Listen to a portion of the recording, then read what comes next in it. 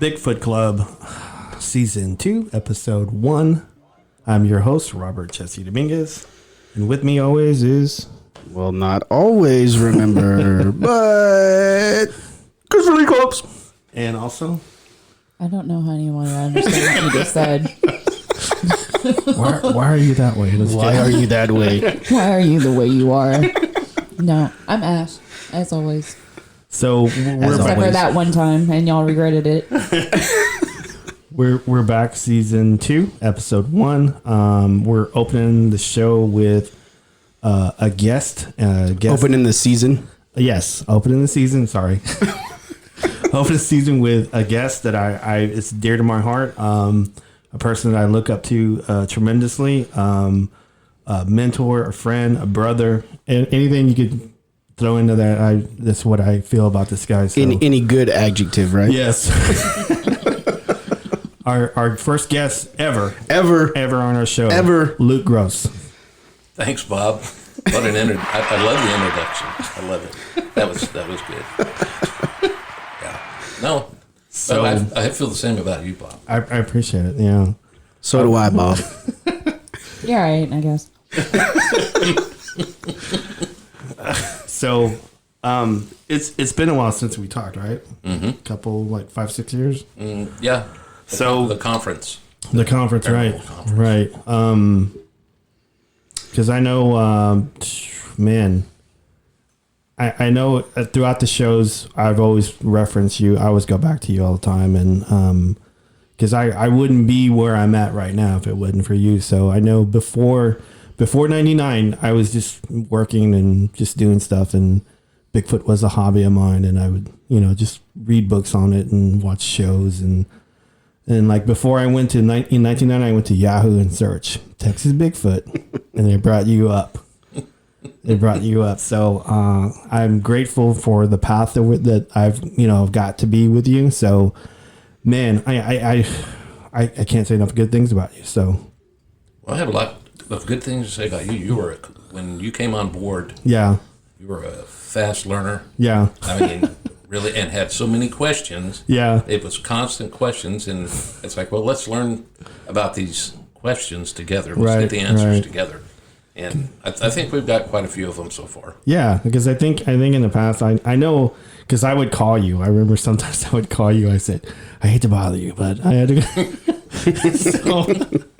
But I don't know. I don't know. I had so many questions back then with the TBRC and back when it was good in the early years. So I'll just say that.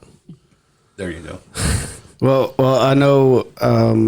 though this is the first time we've ever met, Luke, I would not be here without you as well. Because Bigfoot Bob over there is a really, really good friend of mine, as all of our listeners know. But he said nothing but really, really good things about you. And for him to trust you, I trust you. And I appreciate you. This is by far the biggest show that we've done, and for you to be the first guest on the show means so much to us. I've been like stoked about this since he even started talking about you coming on the show. So thank you for being here. Thank you for being part of it. Most of all, thank you for getting this guy involved in Bigfoot. So yeah, because I wouldn't be here if it wasn't for all that. So. Am I blushing yet? No, you look good, man. You look good. Awesome. At least I'm not pale. Okay, that's good. So I did want to say we're actually in Hawkins, Texas. We're on the road. Yeah, we're actually further from our last road trip, right, Ash? Yeah, I mean, so, Bigfoot's gone Irving mobile. to Carrollton is far, Yeah, Carrollton's far from Irving, but Hawkins is a little far. Well, I said Bigfoot's gone mobile. Bigfoot's been mobile. Yeah. Bigfoot Club has gone mobile. So Bigfoot's been mobile for a long time. Yeah. So, but Bigfoot Club's gone mobile. Well, for the second time. First time with me. Yeah. Hopefully we can go far and wide. That's Yeah. My ultimate goal personally is just that all we have to do is research and travel all the time. That'd be super fun. That would. If we could get to that point, it'd be amazing. Hallelujah. So if anybody wants to sponsor said endeavors. Yeah, Murphy's Music. Murphy's Music. Hey, we're using your equipment, man. So,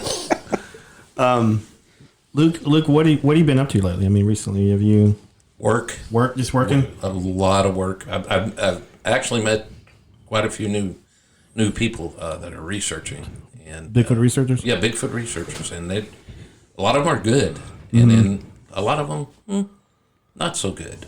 I think how they're researching can be worked on a little bit, but you wanna expound on that a little bit about well, here let me say this. Okay. The first thing I'm going to say, and this really gets my goat. right. And finding Bigfoot. Yes. Was good for getting the word out about Bigfoot, that they're out there, Right. they exist, or at least they were trying to prove they exist. But what happened was a lot of people said, so this is how you research. You get all these lights and you take off and you march through the woods, making racket, moving around and going on the back trails, the same trails that the Bigfoot are using. Right. Okay. Well, you're just making them nervous. You know, they're going to say, I don't want to be around here. What's this guy's out hunting or what? Yeah. And they're turning around and they're coming up behind you. So the chance you're getting a really super good visual is next to nil. So, and to me, now, in my own opinion, Right. that's not the best way to do it. Yeah. It's good entertainment on Well, TV. sure, it's a hobby. Yeah. You know, a lot of people are out to experience a Bigfoot. Right. They're out there just to encounter a Bigfoot. I couldn't do that. You know, I couldn't do that. Right, One of my main objectives when I was going into the field all the time was documenting everything I found. Right. Photographing, writing it down. And there are people out there doing that. Right. You can't take that away. And I'm not trying to take, people out there trying to have an experience or having an encounter with one. I'm not trying to take that away from them either. But if you want to have better luck, go out and find you an area that you think they're in and go out in the daytime, look around, gather your evidence if there's any to be found, tree breaks, footprints, etc., hair samples, whatever. Do that in the daytime. But at nighttime, go back to camp. Don't start a fire. Right. A cold camp. Put scent out around the camp. I use deer scent, a full bottle around the camp, and then I would use blackberry juice. You can buy the blackberries, or you can pick dewberries and use that juice.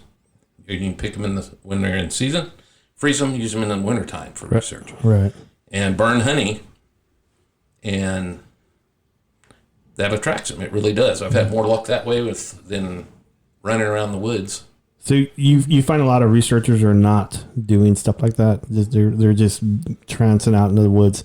I mean, because I know I've always said finding Bigfoot, you might as well set off a Roman candle. You're right. You're absolutely right. So, And I think that when you have those individuals that go out there like that, they hinder it for the ones that are actually out there for the real deal and for the research. Because, and I know we talked off show before we came on here today, and I compared it to deer hunting. Whenever you're going deer hunting, you get up early in the morning before the sun comes up. You go and you find your spot and you sit there and you wait.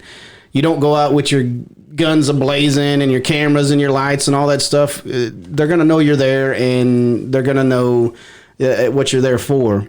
So, and I also talked about how if they are out there, they're not stupid. They're not dumb. They're intelligent creatures, and they know you're there before you know they're there, because you're going into their home. You're going into their territory.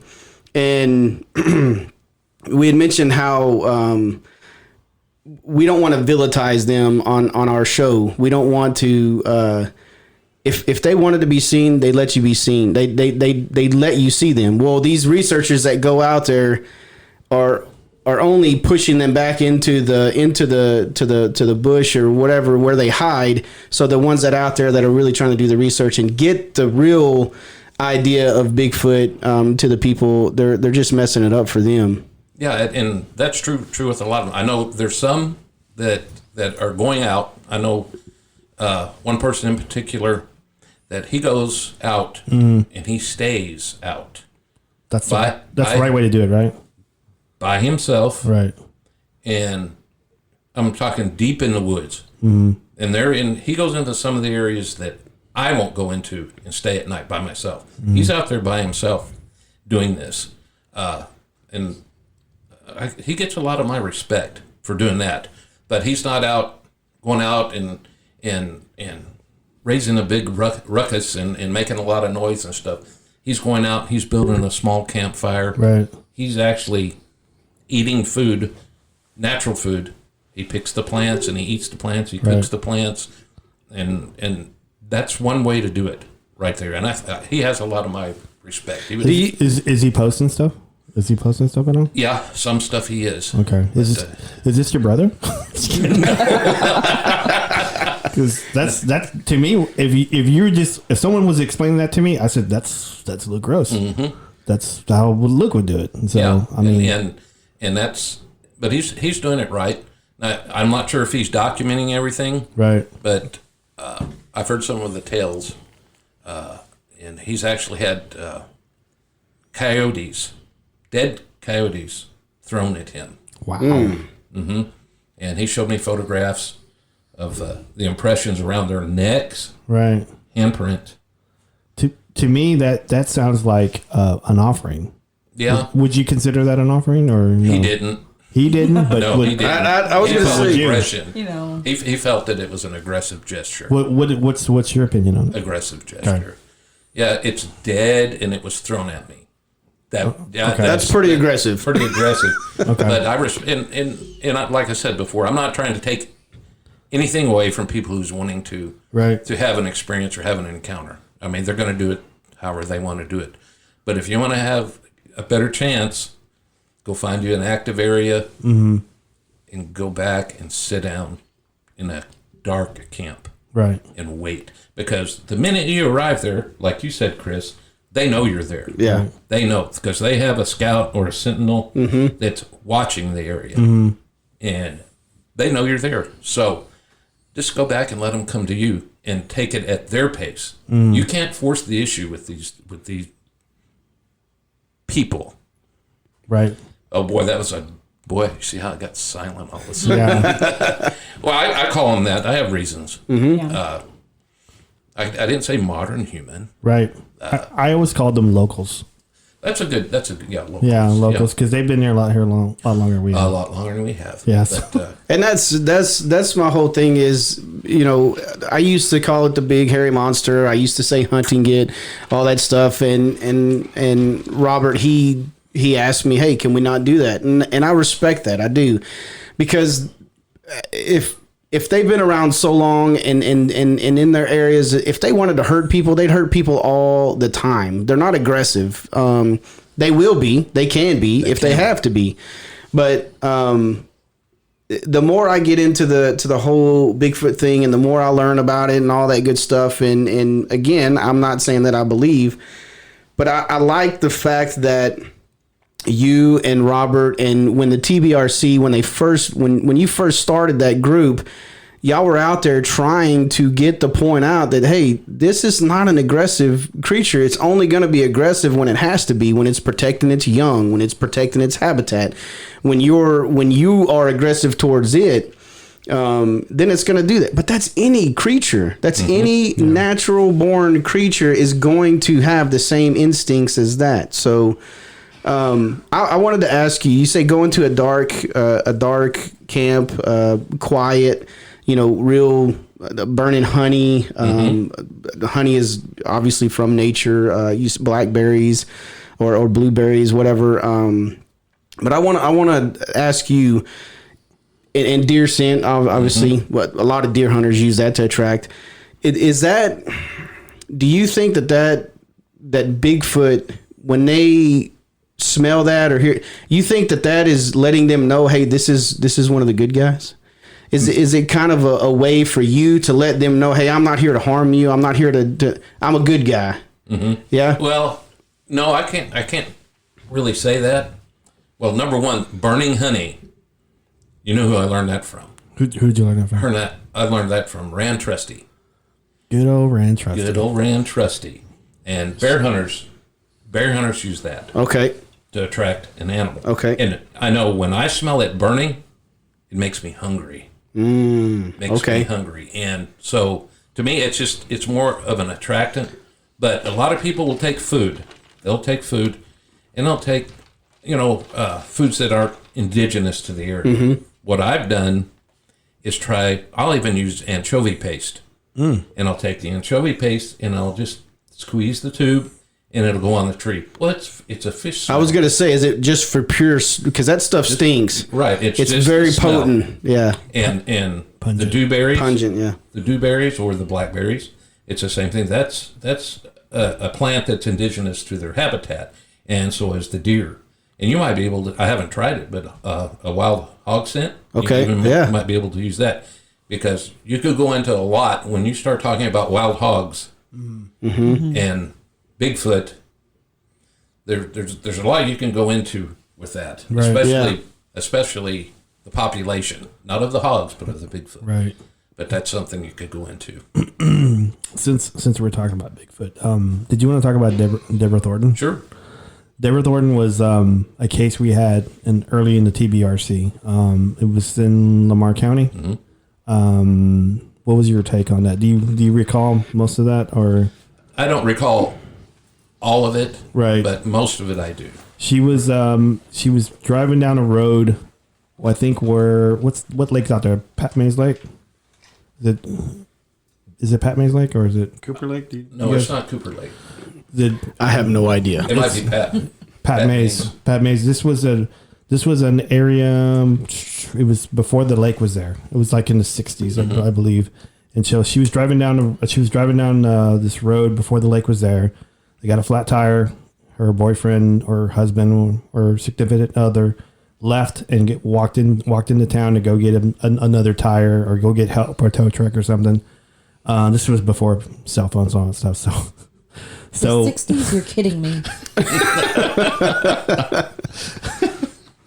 Millennials today do no. So anyway, so he goes into town. Her sighting stuff was this Bigfoot came out of the woods and tried to pull her out of the driver's side. And so she fought him off with a glass Coke bottle. That what she was claiming. Do you recall that? Mm-hmm. And that he was trying to pull her out. She saw his nipples, saw his penis, and eventually two females came out of the woods. Two Bigfoot females. One was pregnant, and they were shouting at her. They were howling at him to stop. And apparently he stopped, and then they walked into the woods. And I do remember that. Okay, because I know I was saving that story for you whenever you got back on because. I think we touched on it. I think it was episode 3, 4. It was 3 or 4. Mine's your ends and peas. Yeah, mine's your ends and peas. So I just wanted to go from that because I know we were as a group investigating that story, and I just wanted to see if you remember it. If you wanted to talk about that one. Yeah, we can talk about it. I remember when we went out there. As a matter of fact, we filmed it. Right. We filmed the interview with her, and I'd created a list of questions. And it was a very long list, half of a legal tablet. No, it's over a legal tablet page of questions for her. And we just asked her the questions, and then we would re-ask the questions in another way, and she would give the same answer. Right. And it's like we was talking about earlier. She gave the same answer. And then she said that she had scars on her legs. Right. From it grabbing her ankles. Trying to pull her out of the car. I personally didn't see the scars. But we even tried to find the doctor, but I don't think the doctor's office was around anymore. Yeah. We was going to talk to the doctor about it, but and we even found out. Do you remember what treatment? She said that there was a treatment that he gave her. I don't recall that at all because I know, and I'm when I say this, I'm not judging her at all or judging anybody that does this, but. Apparently, she had, I think she had like a drug problem. Do you recall that? Or she was an alcoholic, or she was heavy into drugs.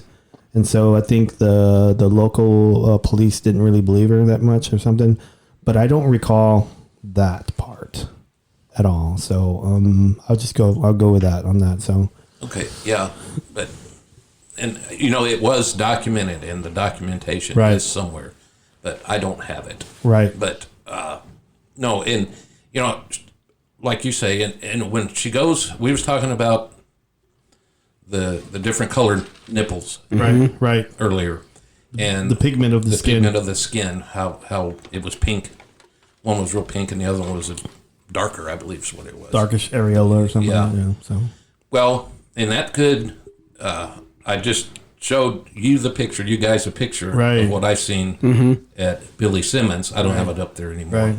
But it showed that there was a patch of white hair on this dark Bigfoot. And it was on the right back shoulder blade on the right side. And I found it interesting that, the skin would be very pink Right. underneath the hair, the white hair that was there. So, Yeah. and maybe there's just a good possibility that that's what she's seen, that it was actually Yeah. that color. Because I know at the time that was like our biggest case. That was our biggest story or the biggest thing. So I think a lot of us, I can't remember who all went. I was me, you, I think it was Dana Davis. I think Jerry was there and Boudreaux, Buddy Boudreaux. And I can't remember who else was there, but it was a lot of us there. And I remember we were all giving it 100% attention. And she was a little strange, she was a little strange. I remember she had like a mechanic jumpsuit on. And she had like a little, I think like a midnight special inside her. She would pull it out. Well, after that, I would think. I would have something a little bigger than that. So I thought she was, and I'm not judging her. She's, she never wavered on her story. So I know that you. Oh, go ahead. No, go ahead. Oh, I thought you had something else to say. I was just gonna say I know that was your this woman is this story is legit because of the questioning. Because she never wavered. And Luke, you mentioned this, that you asked the same questions just in different, I know in psychiatric tests, they do that a lot. You have like a list of 200 questions and they're probably the same questions, just answered in a different way. Right. And that was your sign of the credibility of this, of this story. She never wavered. Well, I mean, we weren't there, and I don't know. I mean, we didn't see the scars on her ankles that she said. I don't know. I mean, maybe she's a good healer. I don't know. So, yeah, I know. I have scars, right, that I know are there, but you can't see them, right. And so maybe that lends something. Did you at the time? Did you believe her? I had doubts only because of the scars on her legs, but after you do a little research and personal experience with scars, right? Scars do disappear over time, and if they were nail marks, which she claimed they were, that maybe those would heal up faster. Yeah, because it was just convenient how it was in an area where the Corps of Engineers put a lake there now, so it was not in the same area. Corps of Engineers land. Oh yeah, I love it. I love it. Another interesting part of this story that always interests me whenever I think of it is she had mentioned 2 females came out to stop this male from pulling her out of the vehicle. Right. That's very, very interesting to me, and that also lends to the intelligence of these creatures, right? Not just their intelligence, but socialistic in a way. Yeah, but not just their intelligence, but the nature of Bigfoot, right? Because they were, hey, this male is like, I want to get some. Here's an easy target, and these other 2 females are like, no, that's not happening. Yeah. So it's the intelligence of them, and the hey, these other Bigfoot cared about this woman that was in his truck, and we're like, no, that's not how you do it. So that's always been an intriguing part of the story to me, because when you have documentation like that and you have stories like that, it just shows that so many people go about this the wrong way. And right. And here's another thing: if that Bigfoot truly wanted her, he could have had her. He didn't have to stop. Yeah. He didn't have, just because 2 female Bigfoot come out of the woods and tell him to stop, he didn't have to. Right. Well, he did. If it's true, if the story is true, this just solidifies to me that they're not just there to hurt people. Right. So that was a good story. I do remember that. So, any other? Let me see. There was a couple. I know we talked off show about it. There was another one that I thought was kind of funny. Yeah. Go for it, Bob. I know where you're going with this. And does the word blue? Yeah. Yeah. Okay. Blue and maybe mushroom. I know. I haven't talked on the podcast about this story, Okay. but I've talked to the Ash and my good friend over there. He Chris. can't remember my name. Yeah, I'm Chris such a good friend, but he can't remember my name. So Chris. What's his name? What is Not his name? Steven. That's his, yeah. you can't sit with us. What's the name? So it was a blue penis one. Glow in the dark. Glow in the dark penis. Mm-hmm. Do you recall? That was a phone interview, wasn't it? Wasn't it? It was a phone interview, and there was actually two people listening to the call Right. at the same time. Well, let me put it this way. Like I said earlier, we were talking about this earlier. Mm-hmm. I don't like to leave any stone unturned. Right. I want to check out any story and go in depth and try and explain. It's like everybody at the TBRC at the time. When you go, I would tell them, when you go to do an investigation, Right.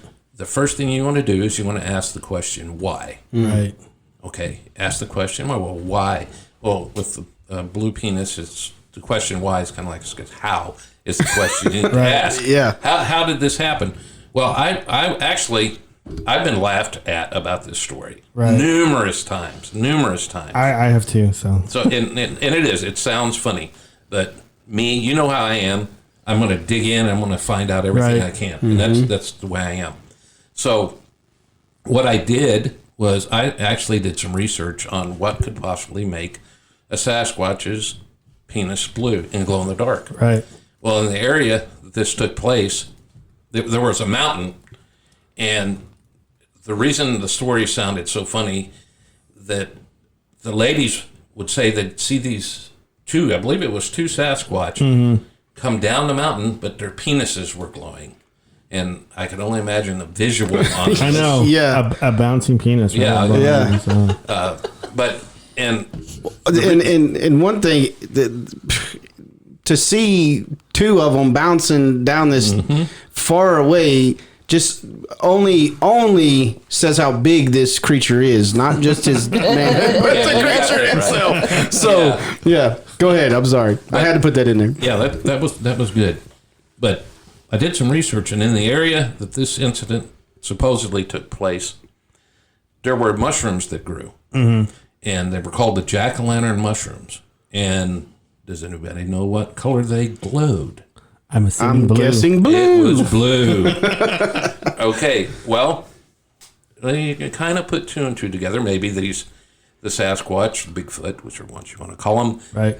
had eaten these mushrooms and handled themselves, and Right. it's hard to say. Or maybe But they that- were handling each other. Maybe Maybe. I don't know. His lady likes it. That's what I'm saying. They were. I don't know. Because as I recall, the story was because it was a phone interview. The lady was from Kentucky. Did she say that she thought that the Bigfoots were going to come down and have sex with her? Is that what it was? No, Or no. She just saw it coming down. Okay, And- I couldn't remember, but but that was most of the story. But I could explain halfway right. of why their penises were glowing blue. So Well, at least you had some kind of something, not Something. just Scientific. yeah. Yeah. I don't know. yeah, it was maybe half of an explanation. Yeah, but it's. And the it's other half could have been that the mushrooms were getting eaten. I don't know. yeah.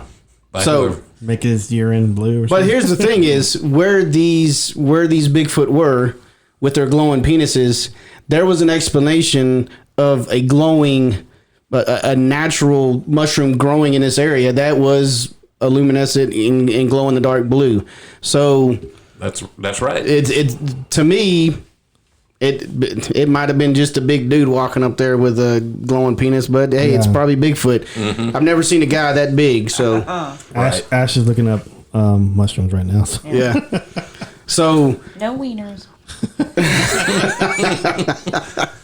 but that just for you to take the time to investigate an area just lets me know that you're doing it you're truly trying to find out an explanation for this lady or these individuals why they're seeing blue penises coming down the mountain. Right. And if I were in that situation and you came and said, hey, there's glowing mushrooms over here that are blue and they glow in the dark, well there you go. I mean, there's put it to bed. They like glow in the dark mushrooms, and in Kentucky.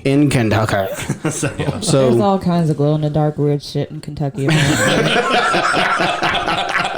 Oh man, I really want to go. good old Kentucky. oh, man. So I was behind on the yeah, he's always behind. If you know, go ahead and do it. Go ahead. I don't have it up. Come on, we're waiting on you. I don't have it up. Get your glasses. Come on. You can't sit with us. There you go. Yay. So one of the things that we talked about right off air, and I'm going to jump back to what we were talking about earlier in the question that I asked you about how your little campfire and all that stuff is, maybe that's like a peace offering saying, hey, I'm not here to hurt you. I'm just here to interact with you. Is it Gorman or Garmin, the language where you do the sticks and the symbols and all that stuff on the ground? That's one of them. Yeah. It's called Ogam. Ogam, okay. Or Goem. Ogam. Let's just call it Ogam. Okay, Ogam. For my sake, please, let's call it Ogam because I can't pronounce anything. But for doing that, is that a sign of, hey, we're really trying to communicate with you. We're really trying to learn about you. Is that kind of a peace offering, or is it just just straight communication? Well, let's see. We did myself and 5 other people had done a study.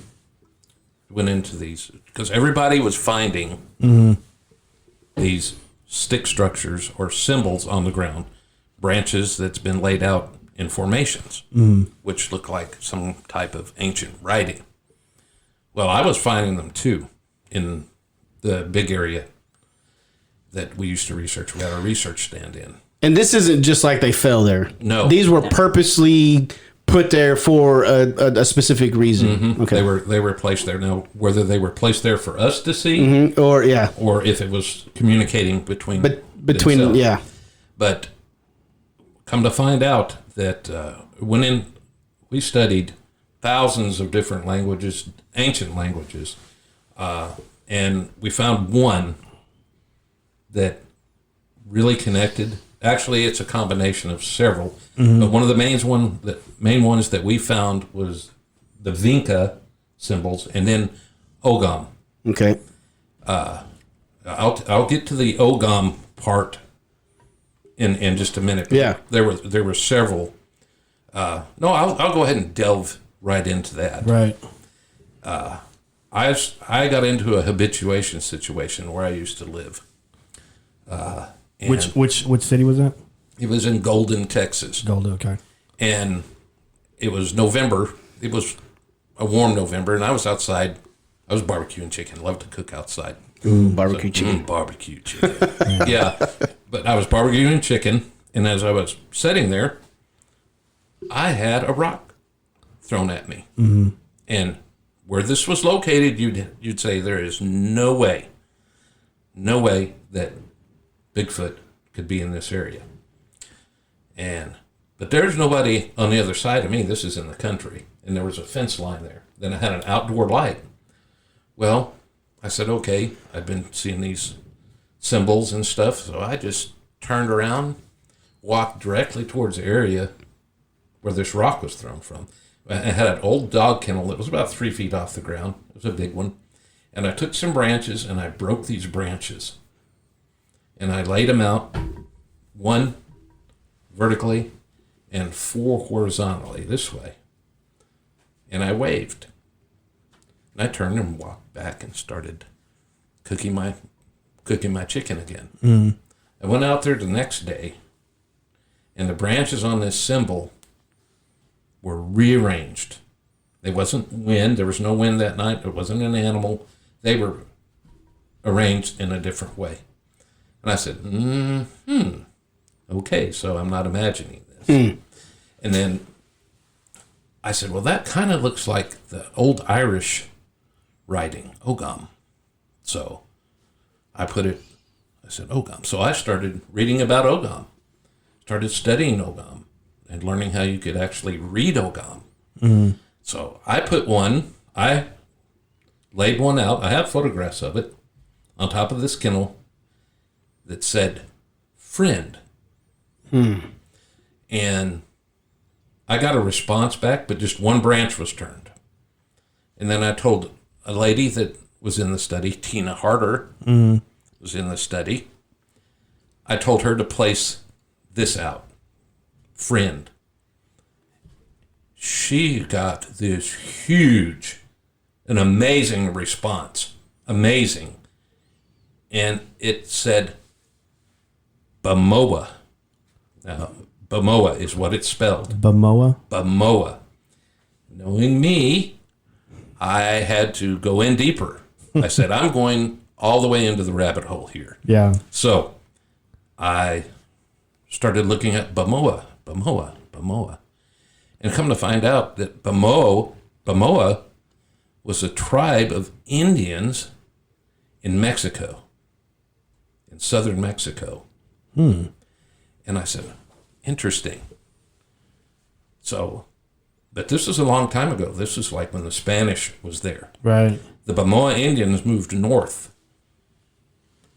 up into the Baja area of Mexico, down in northern Mexico is where they were at. Right.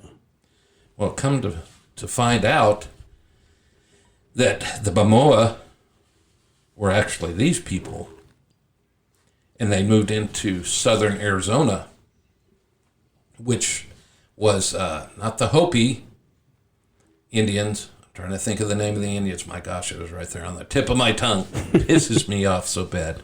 But anyway, this tribe of Indians that's located there have a super long history of Bigfoot in their storytelling. Like totem poles and stuff, or like artifacts? In their spoken history. Okay. It goes all the way back to Bamoa. Wow. And I said, holy crap.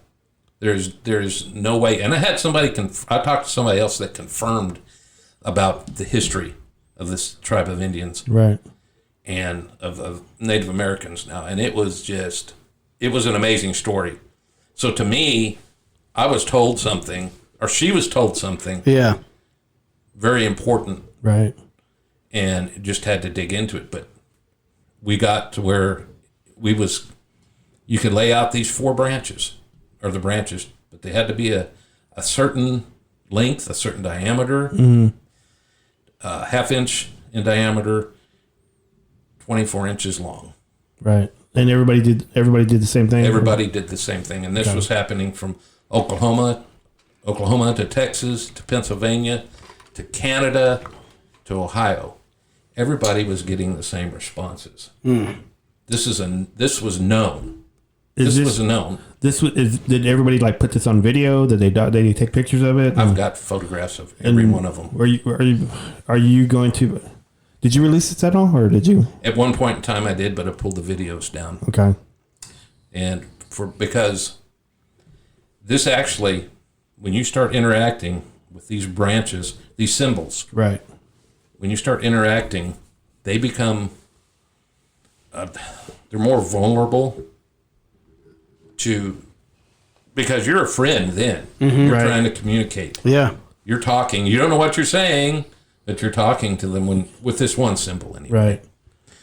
But there was another symbol put out. And a lot of these languages predate Sumerian writing, 5,000 years before. Wow. So an old, super, super, super old language. But there was one symbol that we put out in the beginning. It was 2 X's. These branches were made a half-inch in diameter, 24 inches long. 2 X's side like this, laid side by side, with a branch laid in the middle. Well, the symbol was photographed every day or every 3 days. And Tina Carter was photographing her symbols constantly. I was too. Right. And come to find out that this symbol was being manipulated. The branches were being rotated of the X's. One X, the top branch of this X, was moved over here. The top X of this branch was moved over here. And these branches were moved 45 degrees. And then this branch was placed back on top. So this was everybody. Everybody. These were spinning. They were turning. But the neat thing about it is, after I found this out, the photographs were looked at, between each rotation, it created symbols when you laid them out. I've got it all documented, everything photographed. And I cried when it took me 3 weeks to figure out what was going on. Right. And Tina Harder tried on her symbol. She said, I just think I forgot to place a branch right. When she made a mistake, there was a piece of blue bark laid on the branch that was a mistake. Every time. Every time. So they were telling you, hey, that's wrong. They were grammar English teachers at this point saying, hey, you got it wrong. That's exactly what it was. And when she made the correct placement of the branches, it continued. There was no blue bark laid wow. there. To me, that's communication. That's definitely communication. That's communication. That's beyond tree knocks and yeah, that's beyond howling and hooting and tree knocks and all that. I was just amazed. It was an amazing journey. I know we talked on the phone a couple of weeks ago, and I was telling you the story about whenever I left the TBRC, I got in with Buddy Britt and Mike Sells and Ken Marvel, Tim Clay, and we were doing stuff over in Paris, Texas, and we were doing wild experiments. We were coloring tires and putting them in trees and doing different stuff and hanging T-shirts out, stuff like that. We were just doing all kinds of stuff that we couldn't do in the TBRC. So I told you that we were getting offerings. We were getting like chamomile, leaves and flowers and sticks that resembled Ogum. And I told you this, and I didn't talk to you about this, and we didn't communicate back and forth about it, and it looked like Ogum, and we were baffled. And I can't remember. I think it was Kenny or maybe Mike Sells came out and said, hey, or maybe Ken Marvel said, I think this is Ogum. And I go, what the hell is that? And I had to look it up. So I looked it up, and so when you started telling me this stuff, I said, man, we were finding that in Paris, and. If back in the day, right? When I first got into this, if somebody would have told me that, I would have said, no way, right? No way, yeah. But that was just going on looks of what I had seen for the first time. If I would have said ape, 100% ape, right? Because of what I seen, but I didn't see the head. I just seen the body because the head was above the door. Yeah, because I think when we got that, when we thought it was Ogum, we had to know, you had to so sane in the TBRC. When in doubt, throw it out. And I didn't know what to think of it. I was like naive. I said, I'm not posting this anywhere. I'm not going to do that. I don't know. People are going to laugh at me. I didn't know what to think. I said, I don't know. I just shut down, and I didn't talk about it anymore. So, but guess what? You can talk about it. Yeah. Because it's happening and everybody's finding symbols on the ground. Yeah. A lot of people aren't talking about it. There's Facebook pages solely dedicated to all the structures and symbols that are being found. Now, I posted something saying that a tree break and some twisted branches, I posted on a page. I was attacked. You don't know what you're talking about. You have no proof that a Bigfoot did this. You don't have a photograph. Well, buddy, I've been there, done this already. I found Yeah. footprints around the tree, and there's nothing else out there in the woods that can do this. There was no wind damage, no kind of inclement weather, Right. period, that could cause this. It wasn't insect damage. It wasn't anything like that. I know what it was Yeah. because you've been around it. You've heard it. Yep. Everybody that I've taken out into certain areas have heard it. So, it's like, sorry, I want to say this. Screw you. Yeah. Really. Screw you. I need names and numbers to these people. Yeah, really. I wish I did Addresses. remember the name. But, come on. People say, oh, I go out in the woods, once a week Yeah. for 3 hours. Oh, You really? know, and And do what? yeah, and I know what a Bigfoot sign is. Yeah. No. Yeah. How many years has it been, Bob? How many? Over 20 something years. 20, 22, 23 years. So And back to the subject. Yeah. Yeah. But it's come full circle. You found these symbols, right. and then how funny is it that it comes full circle? Synchronicity. Yeah, exactly. Well, I was gonna mention that too. Like, okay, it started this. Y'all haven't talked in depth in 5 to 6 years about anything since the last conference, Right. and here in this time you've been doing these symbols and all this stuff, and then he goes off and does his thing, and has his symbols. Y'all haven't talked about that until right now, and I mean, we talked about it on the phone. well, I mean, yeah, but I'm saying not as in depth or gone into, hey, did you see this? Hey, did you place this here? What Yeah. was it, 45 degrees? None of that was talked about between the two of you, but yeah, Right. you can still sit here and say, hey, Right. I want to go back to the offering because you had mentioned that the coyote throwing, was that an offering or an aggressive? Right. That's an aggressive, and it's only solidifies that it was aggressive, a coyote throwing, because Right. when they offered you, what they offer you? They offer you chamomile, they offered you... They would leave like shiny rocks. Yeah, exactly. Shiny rocks, and it would be like Buddy and I would go into the woods, and we would put stuff. We would put like food, because Mike was growing like cantaloupe, corn, and we would we would cut some corn and we'd leave it in a brook of a tree, a little crook of a tree, and we'd go back, a day later, and it would be a shiny stone in there. That's an offering. I'm not Right. I don't want to hurt you. I just want to let you know, hey, thanks. Yeah. So we had a lot of that over in Lamar County. So How cool is that? it was very cool. Yeah, that I would think that'd be really cool. Because the woman in Ohio, Tina Harder, in her area, they would give her golf balls. There would be golf balls up in the crooks of trees. Right. Or she would lay a golf ball here and she would find it in a total different area. Yeah. But it was golf balls. Yeah. But everything changed. Like I said, after the Ogum, Right. everything changed. They became more, not aggressive, but they would show themselves more. Yeah. She took her husband out there even. And this is a story that happened. This is what happened to her. She had a log about this big around, and then on the other side she placed a symbol. One day she went out to check the symbol and photograph it. Well, she bent down, and all of a sudden she hears, whoop!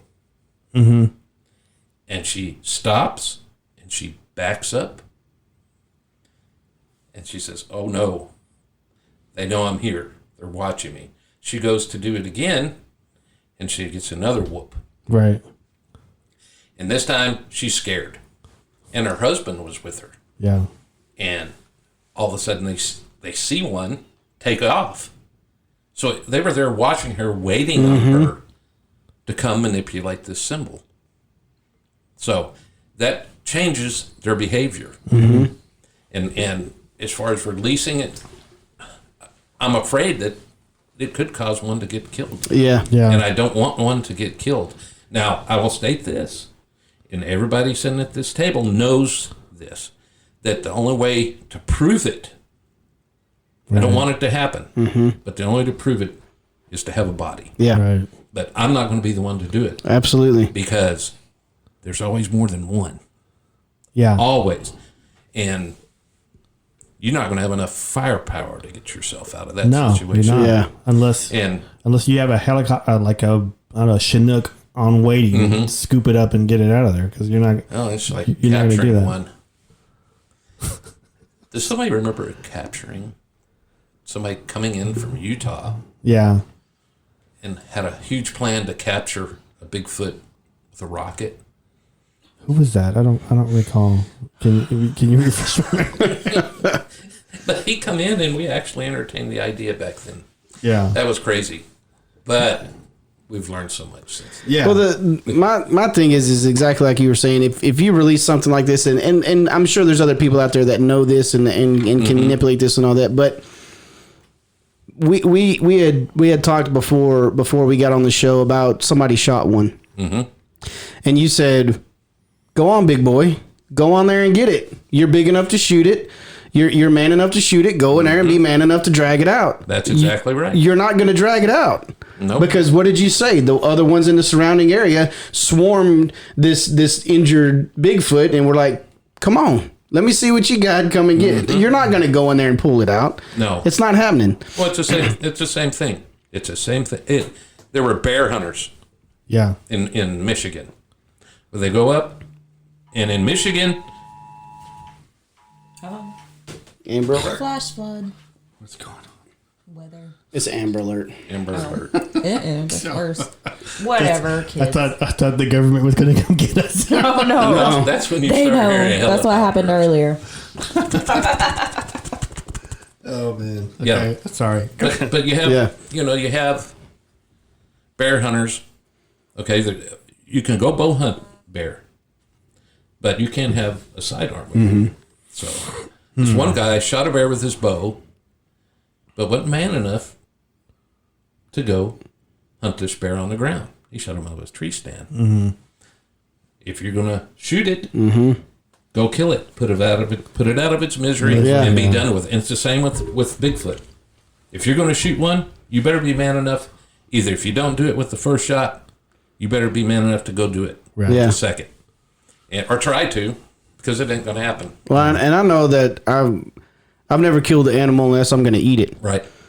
I don't want to eat a Bigfoot, so I'm not going to kill it. You know, so they want to kill it for proof. They want the all out, just final evidence of here it is. I shot one, I got it, and then boom, now they're filthy rich because they killed a Bigfoot. Exactly right. And that's it. That's what it's all about. Exactly. It's about the damn money. Yep. I will tell you that right now. I've always wanted to ask you this question: was if they were to kill, like, say someone killed a Bigfoot here in Texas, like in East Texas, they killed it, proved it exists, is they're an icon now. What would you think would happen after they proved it exists in East Texas? What would you think would happen? I don't think it would come to fruition, to be honest with you. I think the government's going to swoop in and take it away. I think so. Well, wasn't there a story, I think, that you told me about one that had gotten hit by a truck? And something like that happened? It was in Sulphur Springs, as a matter of fact, on 19. A woman was driving her car and hit one. And this Bigfoot was in her windshield. And people were saying, they were driving by, and they were saying, well, there's a bear stuck in her windshield. But the law came out, shut the highway down, and a flatbed pickup truck come and took it away. And a military truck. Do you recall what year this was? Or This is in the 70s. okay, I can't give you the exact year, but it was in the 70s. Wow. And they hauled this. Yeah, they're going to haul it away because they don't want nobody to know. Okay, look at this. Imagine if a species of large primate was discovered roaming the North American continent. Yeah. Can you imagine what it would do to the timber industry? Exactly. That's what I was trying to lead to on the question was if they proved it exists. Yeah. To use an example now, like the thylacine, the Tasmanian tigers. Right. There's lots of sightings of those, and they believe that it's real, but the thing that drove them out into extinction and what keeps people from wanting to admit that they're probably still there is the timber industry, because you find out there's a movie called The Hunter that's about exactly that. And people were starting to get, for the cinema's sake, people were starting to be murdered by whatever these timber industry people, because you find out an endangered species is in an area. What happens? Right. They shut all that down. Yeah. Mm-hmm. A little bitty owl did that in the state of Oregon. Exactly. Yeah, because I was trying to lead with that question. I was leading was if they found it existed in East Texas, they would shut all the logging down for that area. Right? Yeah, it would be done. And so Yeah. they would be protected. And so now that would only be a law in Texas. So then they would do it in Oklahoma and Louisiana and other states and stuff like that. So that's what I've always wondered that. I said, man, I wonder if they actually prove it exists and was killed by someone that wasn't trying to kill it, but just ended up killing it. Mm-hmm. And they prove it exists. So, I mean, I don't know. It's one of those things I've always thought about, because it would definitely change the landscape if it would shut all that stuff down in that area so Bigfoot's protected. Or it might go the other way and Bigfoot's extinct.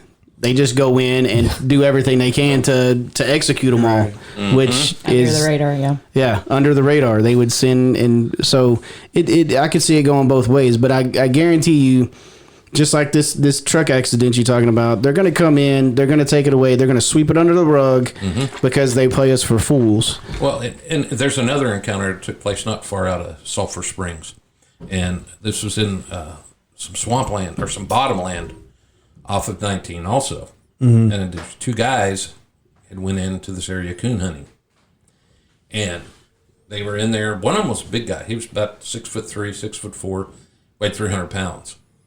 Well, they were hunting, and all of a sudden they see this set of eyes, looks about limb height. They thought it was a raccoon. Well, they shot at this raccoon, and all of a sudden there was this huge roar that come out, and this guy said, "Oh gosh, what is it?" Well, this big man got picked up by his coveralls and lifted off the ground. He was 300 pounds, and lifted him totally off the ground, and he was slapped across the chest, and it ripped his chest open. Wow. And his buddy managed to get him out of the area, and he went to the hospital.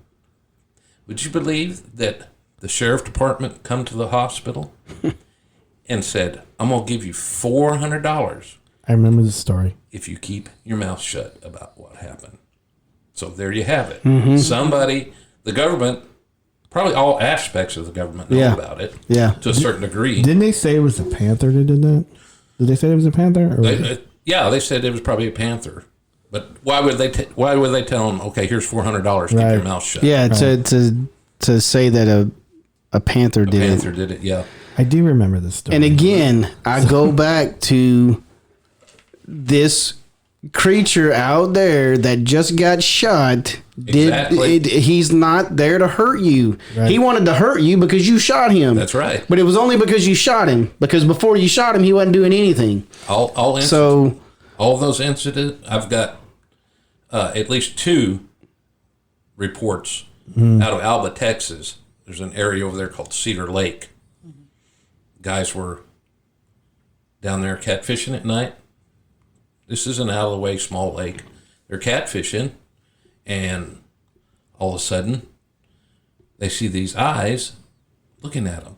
One guy raises his 30-30 up and shoots into the woods. Well, next thing you know, this thing is screaming.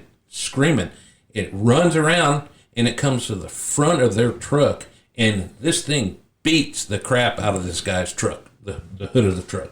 Just pounds it and beats it in, and it takes off. Well, guess what happens? More humans show up down there. 2 years later, it's another violent encounter. This thing chases these boys. There's kind of a little hill that goes down to the edge of the lake. Well, one boy's down there getting his fish. Another boy runs back over the top of this little ridge and says, "We got to get out of here now." Well, he says, "What's going on? There's something after us up here." So he gets up. They run, jump in the back of the truck. Well, this thing's chasing them down the road. Well, what are the chances you think it's probably the same one or kin? Or at least knows. Yeah. of what happened. Yeah. You know, so aggressive encounter. Exactly. It's hey, last time things like you were in this area, either I got shot or my buddy got shot or my family got shot. So yeah, get out of here. My son and his friend went to this lake. Went down there, got in their little boat, took off. I guess it was about 4 in the afternoon. They took off cutting across the water. Well, there's another boat that was coming in to the shore. And they pulled up next to my boy, and he says, "You boys don't need to be out here after dark. Don't be in this area after dark." Right. So that tells you that, and this was 10 years ago, I think, when this happened. So that tells you, well, they're probably still there, and they're probably active and mean because of what's happened. I was going to say, they were prompted to be mean. They were pushed to be mean, because here's another thing. He didn't beat any of the people. No. He beat the truck. Again, he could have taken out every one of them standing there. He could have done that. Well, and they're always having violent encounters with humans. There's another story. Guy and his wife was down there in a pickup truck. Had a camper shell on his pickup truck. Had his ice chest outside of the truck. Well, he and his wife were back there sleeping. Well, all of a sudden, he hears something rumbling around outside towards his ice chest. Next thing you know, the truck's going, whoa, getting rocked back and forth, back and forth. Well, this guy's got a 357. What's he doing? He's going out of the back of the truck, firing through the truck. Jesus Christ. Truck bed. Well, once again, it's met with violence. Exactly. You know, and all it probably was curious. Hey, is this food? Yeah. What's this here? You know, it was probably scared, and well, it's met with gunfire. Right. This was all in like East Texas, or? Oh yeah, it's just this all took place at the same spot. Wow. All three of these stories took place at the same spot. Yeah, the Bigfoot in that area were like, we don't like these things that look like that, because every time we approach them, they start shooting at us. Right. So Man. Well, it took me 6 years in this one area. We was in a research group that I was with. It wasn't a big group. It was like 3 of us. It took us 6 years just to get to the point where they would trust us enough to come in close and look at us. Yeah. You know, and they know we were, and we had a weapon. We had shotguns with slugs and everything. We never used it. Right. But they finally trusted us enough to come in. But the whole time we was in that area, we never fired a shot. Never. We didn't have to. Yeah. Never had to. You never had to, because they're not there to be aggressive. Now, some can be. I think some can be aggressive, but it's if you're going in to their territory, going into to where they're at, or if they have young ones, you know. But again, that's any species of any kind. You have great human beings, but then you also have human beings that are just complete morons and are just mean to be mean. So, and that's any kind of species that you can think of is going to have the good ones, and they're going to have the bad ones. So why would this species be any different? You know, they're I'm sure there's some of them out there that are just pissed off to be pissed off, but it in all the encounters, except for one, and I have never been in a part of any encounter, but the one where the lady was on the truck, and the one that the lady was trying to be pulled out of the truck, those are the only 2 that I've ever heard where this thing was actually physically harming a human being. Well, and the one you just shared about the pet, but again, he got shot. If I got shot, I'm gonna want to hurt the thing that shot me too. So yeah, absolutely. But yeah, every story that you hear, every single one of them are. You can make the case that they're just defending themselves. They're just protecting their territory. They're just protecting their food source. Their food source, yeah. So, I love the fact that there's still guys like you, Luke, and Robert that are willing to stand up and get laughed at and get pushed back or whatever, because, you know, if Bigfoot is real, it deserves to be put in the light that it's put in, because, man, if this thing wanted to destroy the population, it would destroy the population. Yeah, it would. Yeah. But And you make a good point. They're not all. Most of the time, if you have an aggressive encounter, it's just wanting you out of the area you're in. Its territory, or it's been hurt, or it's been shot at, or shot. But it's time to go. I went to the next level, right, above and beyond. There's a lot of people saying they're hominids.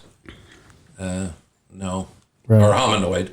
These, to me, they're they're a relic hominid, relic human, right. Just kind of left behind. I know Melba Ketchum. Melba Ketchum says that they are. I went there, didn't I? Says that they are a hybrid. Hack. Sorry. I thought I'd throw that out there for you, Bob. It's all. What do you think about that? About the hybrid, as far as them being hybrids between human, like the missing link, and the missing link. I mean, I've heard after the TBRC. I mean, with the TBRC, not with the TBRC. I talked to a lot of people, in different states, and some people have equate them to a large homeless person, or then some of them say, "Hey, they have a wide nose. It looks like an ape." I mean, I don't know. I mean, I've never seen one. You know that I've never seen one, but I've heard lots of stuff in the woods. But I mean, I could believe it. It's a hybrid because like the stories I said, well, it looks like an ape, and it's the guy. I think I talked to. Can't think of his name. Mike Mars. Do you remember Mike? Mike Mars. I do. His brother. Do you remember his brother had a sighting? And I think past Dangerfield. And I remember him telling me that because he was a hunter and he got chased out of the woods. And I asked him, how come you didn't shoot it? And he says, it looked like a big homeless guy. So it looked just like a homeless man. I didn't want to kill it. I think more often than not, that's kind of what it comes down Right. to. And like, Right. that, believe it or not, that story that I think, what was the guy's pseudonym, like Bugs or whatever, that was on Art Bell. Yeah. That had, I guess it was supposed to be like down around Red River where he said he killed 2. And he's like, that's why I didn't tell anybody where it is. And I won't tell anybody where it is because to me, they were people. Right. It was in the Briar Patch. It was in a patch, right? He crawled in and shot it or something. Yeah, he was kind of one on like that other thing that he was just in out like varmint hunting, bounty hunting Right. for whatever. And ended up shooting one and there was another too. I do remember listening to that Yeah. story.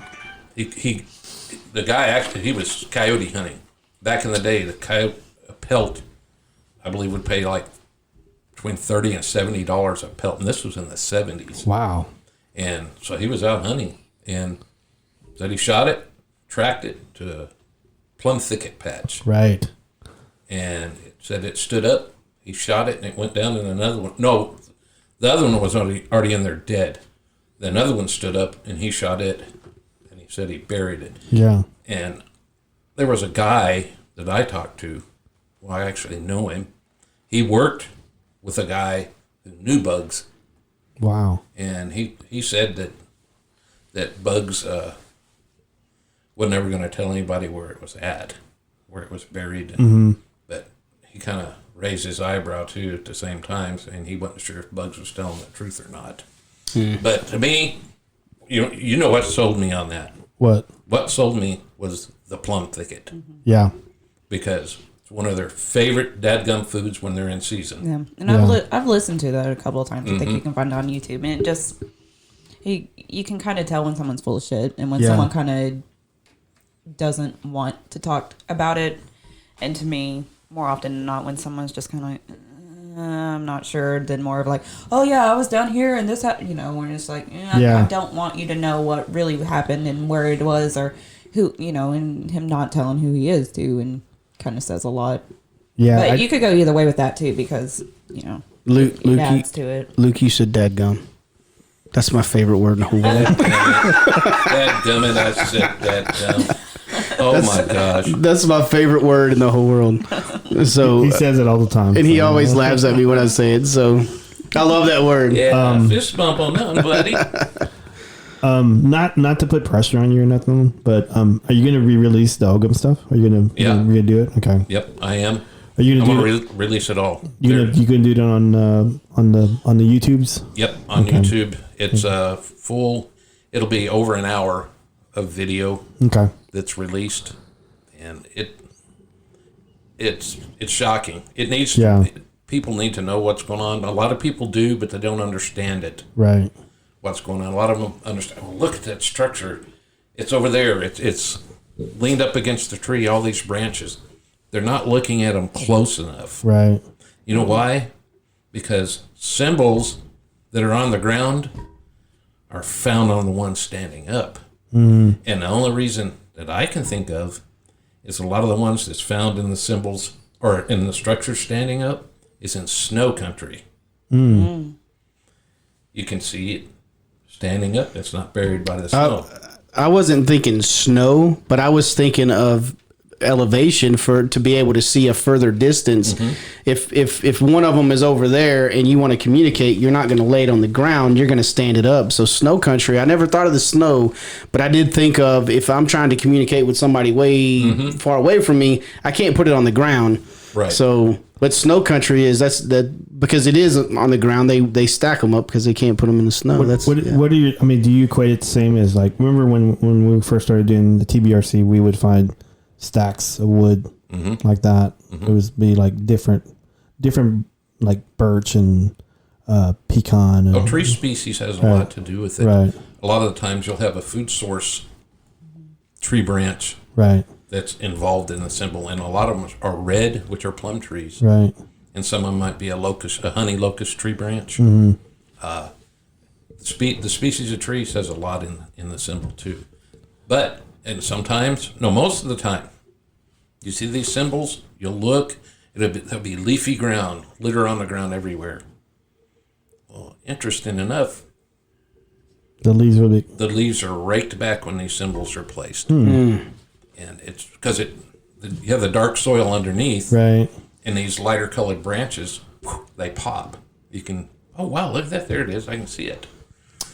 It's very intentional. Yeah. These they're very intentional about where they're putting it, how they're putting it.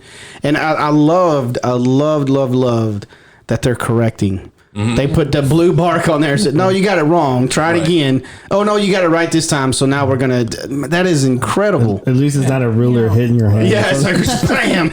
and like I said, I've got to give credit where credit is due. And Tina Harder was a huge part of the study. Yeah. She has found some of the best footprints and has some of the best footprint cast in the country. I'm gonna friend her on Facebook. Yes, I can introduce you to her. Okay, man. She That'd did be so fantastic. much for the study, and just amazing that she was there. There's another person that's anonymous from Pennsylvania that was in the study.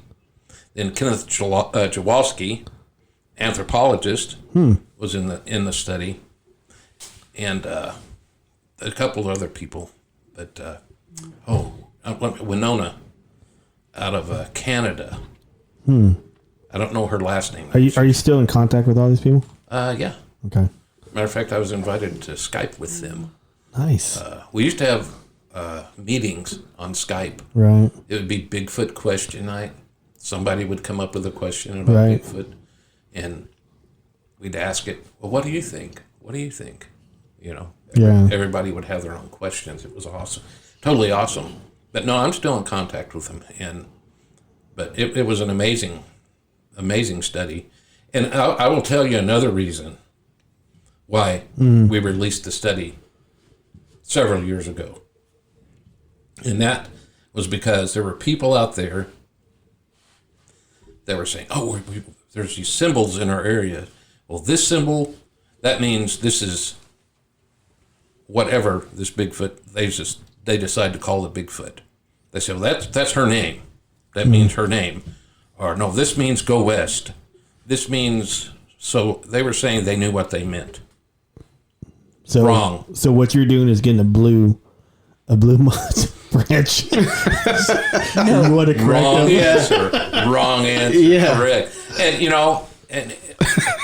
and to me, that's just, if you're assuming that, oh, well, this means this, right? How do you know? I know they think that's what it is. Right. They think that they were told the answer. mentally, Yeah. telepathy. Yeah. And I don't. That's you done went through the rabbit hole. Yeah. And come out in another galaxy. But, you know, somewhere on another planet. what it kind of really sounds like to me, and with all of this, like the symbolism, the offerings, the different types of wood, it sounds like shamanism are types of magics to me. A lot of times, like they're trying to teach you something that maybe some people aren't open to learn because that's not how they see things. Right. Because a lot of people on their spiritual path, Yeah. here's God, here's the spirit, here's us, and here's the earth and all. Right. The way I look at it, and it's one thing, it's like God is nature, and it's inside of all of us. It's not a tangible thing. And it seems like these things are closer to something like that, and perhaps they're using this symbolism and these other things as made to communicate Yeah. something far beyond our understanding that maybe one day we'll be able to reach, but we have, is not necessarily a path meant for everybody. We don't have enough open people to do that. Yeah. No. And it's interesting that you said that, is because during the study I actually went in and started looking for different like Wiccans. You have they'll have circles. They make wooden circles in the wood. I'm not sure. Yeah. I don't remember what it was for. Yeah, I practice paganism. I'm not adhere to any certain. I kind of dabble in a little bit of this and that, whatever that feels right to me, because a lot of it is symbolism to me. It's like this is this and this, and it's kind of all in the same path.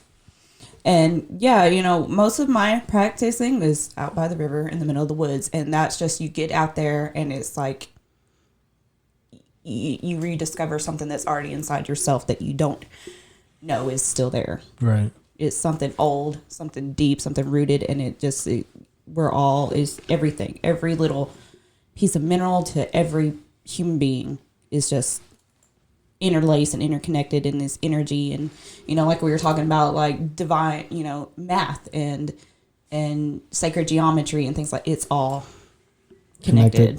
And it's all connected. Synchronicity. And the more you get into it, it's just like, Yeah. What?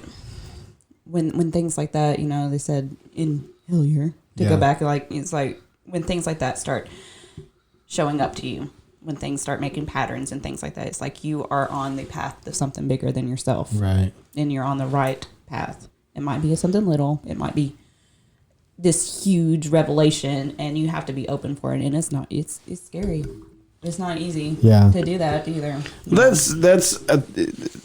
We all have the right and the choice to choose whatever path we want to go down. And I think that's one of the greatest gifts, and I've shared a couple of times on this show that I'm a Christian, and I believe that gift was given to us by God, and I think that's the greatest gift that we've ever been given, is the gift of choice, and to choose whatever path you want to go down. And we've talked several times on this show about the spiritual aspect of Bigfoot, and going back to the Native Americans and the Indians and how they see this, and in that realm and all that stuff. And that's how I can relate to it on that type of realm. And when you go on talking about these symbols and all that stuff, there's no telling, they might have tapped into what you're talking about, Ash, is their belief of whatever path they've gone down. They might have tapped into that, and that's what they're using, and they're just trying to find somebody else that's tapped into it as well. And a lot of it too, like it sounds, stories of different things in the woods and all around, fae or whatever you want to call it, that it works that way too. Like you leave them a little something, and they'll do a favor for you.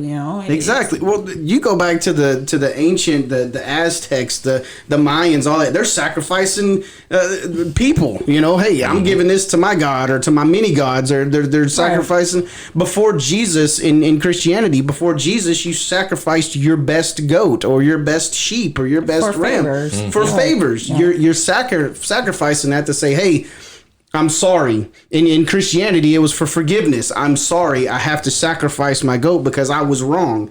Well, in all other religions, there's no difference. I need rain. Okay, well, I'm going to sacrifice my youngest child because I need rain from my God. You know? I was just thinking when I was talking my story about Lamar County, and we would leave food, and they would leave like silver, like a shiny rock. I wonder what they were wanting me to do for them. Yeah, it was just a thank you. It's like, I'm giving you this shiny rock. You know how cool that is to us? Yeah, because like there was a quarry in that area, and so to me, I believed it completely. I said, okay, well, no one knew that we put some food in that crooked tree way in the woods, except maybe Bigfoot and Buddy. So and so whoever put that shiny sounds rock like in a movie. Bigfoot and Buddy. So I don't know. I wasn't as open as I probably thought I should have been back then when I was going through the Olgum and all that stuff. I just wish I did, and I just wasn't. And I wasn't either. So, I wouldn't have been. Yeah. And well, it's when you just say it with your mouth and just it's taboo to think about that. It really is. So yeah, you're not thinking, man, I'm just going to jump into this. But whenever you get instances where you're putting this down and you're documenting this for weeks at a time, and you see, it's not the wind blew it. It's not the wind's not going to blow it and turn it exactly 45 degrees on both sides and all that and take one in it. That's not that. An animal that is not intelligent, take a panther, take a coyote, take a turkey, take a raccoon, whatever animal's out there is not going to be smart enough to come and turn that sucker and meet. Right. So there's obviously something else out there. Yeah. I like, this is something I always like to say. There's an interview with Liz Fair one time, and she's kind of into like more sort of the paranormal, but she describes this stuff as it's future science, as in it eventually will make perfect sense to us, but our technology and our understanding and maybe even our evolution has not gotten to where we can put into words what that is. But one day we'll be able to figure it out, and just think about it's when you say that. I watch a show, it's called Ancient Impossible, I believe it is. Yeah. And they had a show about ancient Einsteins. They called them ancient Einsteins. And we still cannot, to this day, replicate the things that they were doing thousands of years ago. And when we try, even with all the technology that we have, when we try, it just doesn't add up, or it doesn't hold up, or it doesn't, so it's interesting that you say that, because we might think we're well beyond all that stuff, but I think we're way behind the power curve when it comes to technology and what's out there. We as humanity as a whole are very, very arrogant. Oh, absolutely. We're bred to be that way. Absolutely. It's like, we're the smartest. There's only us. We're the only one that matters. Anything beyond what we know and tangibly hold in our hands is not real, and anyone that says elsewise is an idiot. And the fact that we're humans and we're smarter than everybody because we were able to communicate with each other, or whatever, however you want to look at it, we're smarter than everything else out there. That's why we haven't been able to find a Bigfoot. Yeah, that's we think that way. Exactly, because we're above it, and it's something we can outsmart and outdo. And it's like, no, we've lost our connection with our own Earth because we think we are in control of it. Yeah, this is our thing that for us to use whatever we want instead of we are a part of it and we need to learn from it. Yeah. It's so cool how that conversation went from we just got real deep, sticks on the ground and went into that. But that's what's cool about it is we all have a choice to make, and we all have a path to go down, and we all have our minds and our hearts, and it's given to us for a reason, and for people to think that. Going back to, I know exactly what this means, and I know what this is. Oh, that's their name. That's their. Come on now. Yeah. Mm-hmm. Unless and telepathically, this Bigfoot told me this. Come on, man. That is a come on, man moment. Right? Yeah. That's go back to season 1, episode 1. Everyone thinks they're special. And they are, but we are in our own way. We just choose to step out of that specialty sometimes. More people want the spotlight to be considered like, look at me. Look at me. I'm pretty awesome. Well, who was the one that faked it, that had a taxidermy that... Rick Dyer. Yeah. We all made the same one. But here's my thing. The only reason why he did that is because he thought he was going to get rich off of it. Absolutely. I was going to ask you what you thought about Rick Dyer, so...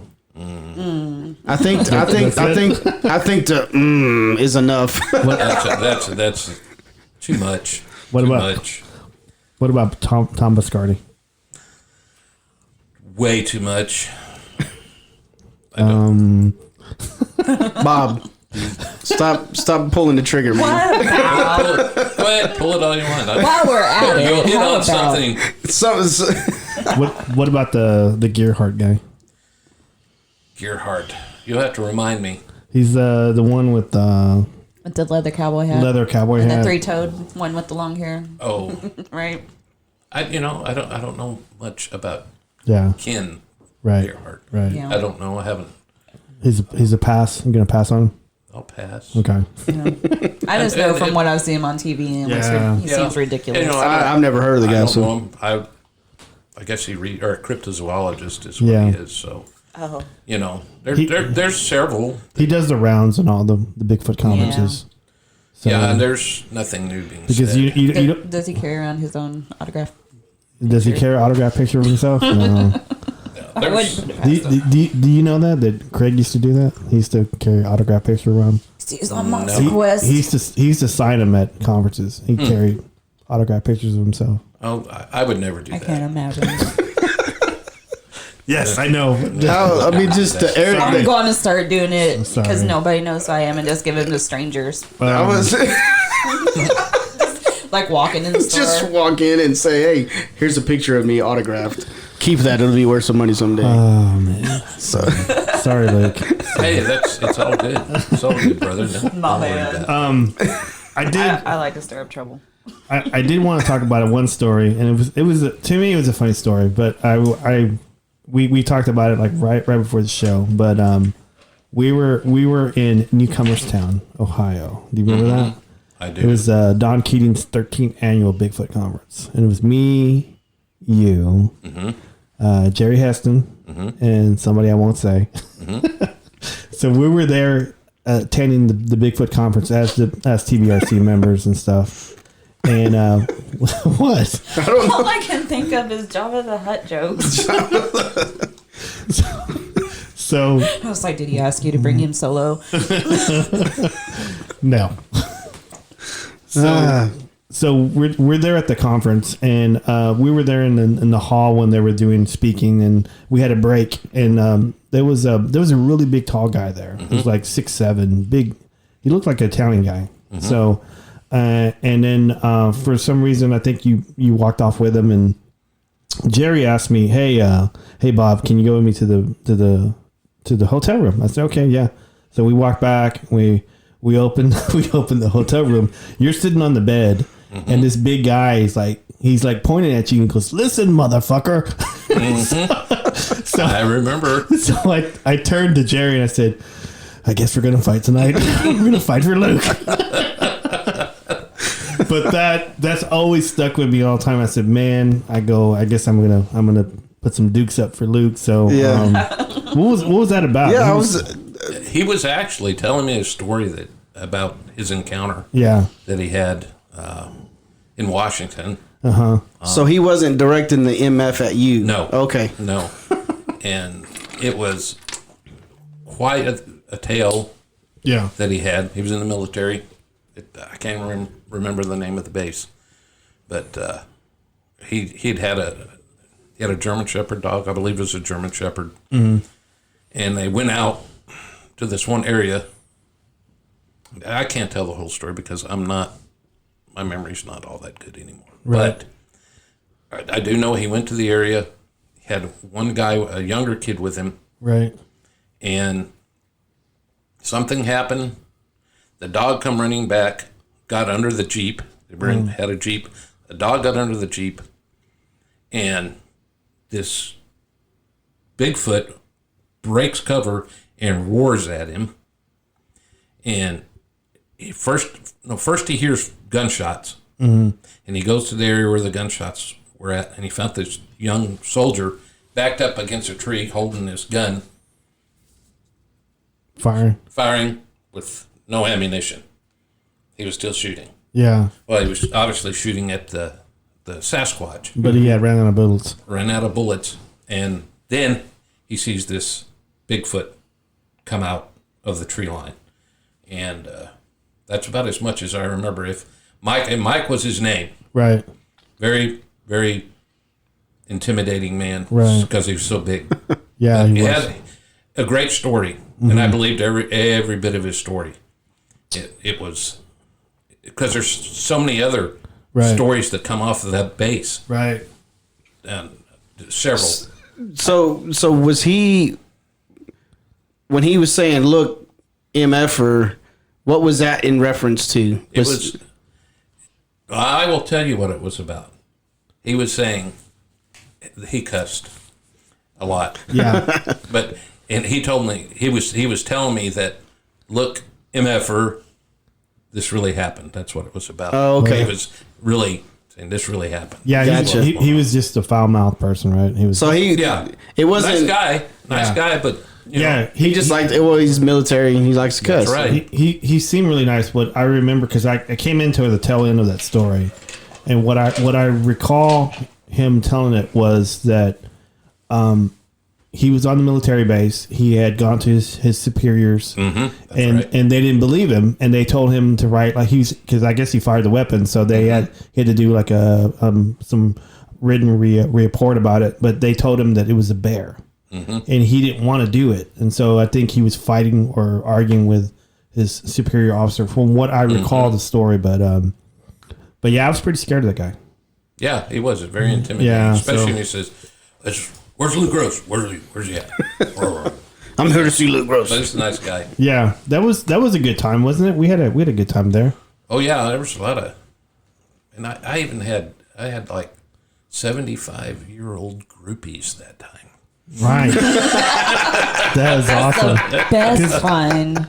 I do recall us being there, and there was a bunch of guys going, "Hey, where are those Texas boys at? Where are those Texas boys?" And then someone would point at us, "Hey, they're right over there." Yep. So, but That's awesome. But yeah, I do recall that, and I got to meet a lot of good people. I remember meeting Mark DeWorth, Don Keating. That's where I first saw what's his name? Can't think of his name now. That guy. You even got to see the cast. Yeah, it was Lauren Coleman. Lauren Coleman. That's when I first met him. He yeah, I don't know. I'm not. You got to see the cast. Yeah. What was that? What cast? What Yakima cast? It was it was the Patty cast. I think it was No, it's the body cast. Oh yeah. With what's his name? He looked like O.J. Simpson's guy. I can't think of his name. Kato Kalin. He looked like Kato Kalin. I can't think of his name. Yeah, I can't. He's with the BFRO. Yeah. I remember him. Do you recall his name? I don't just not remember the story about all that. Like, Oh yeah, Rick Knoll. Rick Knoll. Yep. Rick Knoll. He looked like Kato Kalin. Anyway. So yeah. Yeah, he was telling that story, and I always thought to myself about that cast. I said, who carries that much plaster cast with them? Who does that? So I don't know. It was a nice cast. I didn't see any footprints in it. No, it was like a butt. Personal opinion? Yeah. It was an elk. Yeah. I think that's Yeah. what most people's conclusion was. It was an elk. The one where it was like they had the muddy area and the stuff in the middle. Not, oh, well, it laid down because, they don't like to get their feet dirty.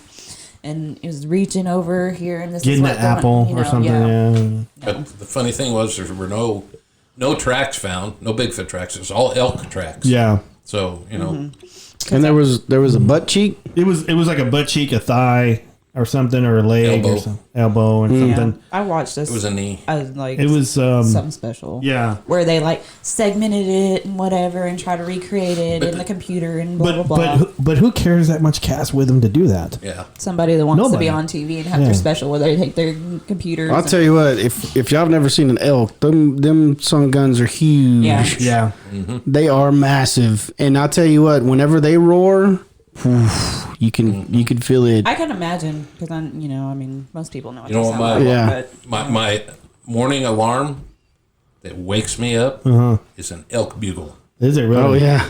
It is, and it is the most obnoxious, horrible sound.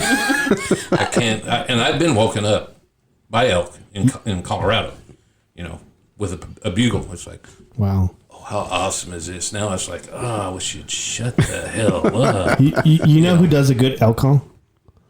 Rand Trusty. Oh yeah, Rand the man. Rand the man. I miss Rand. Shout out to Rand there. So Yeah, absolutely.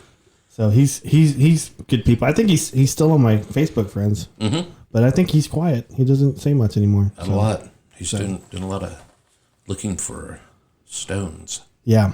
It's awesome. I used to do the same thing. Love it. Shiny stones? Shiny stone. Hey, weren't you getting shiny stones Shiny. from when their offerings to you were shiny stones? Yeah.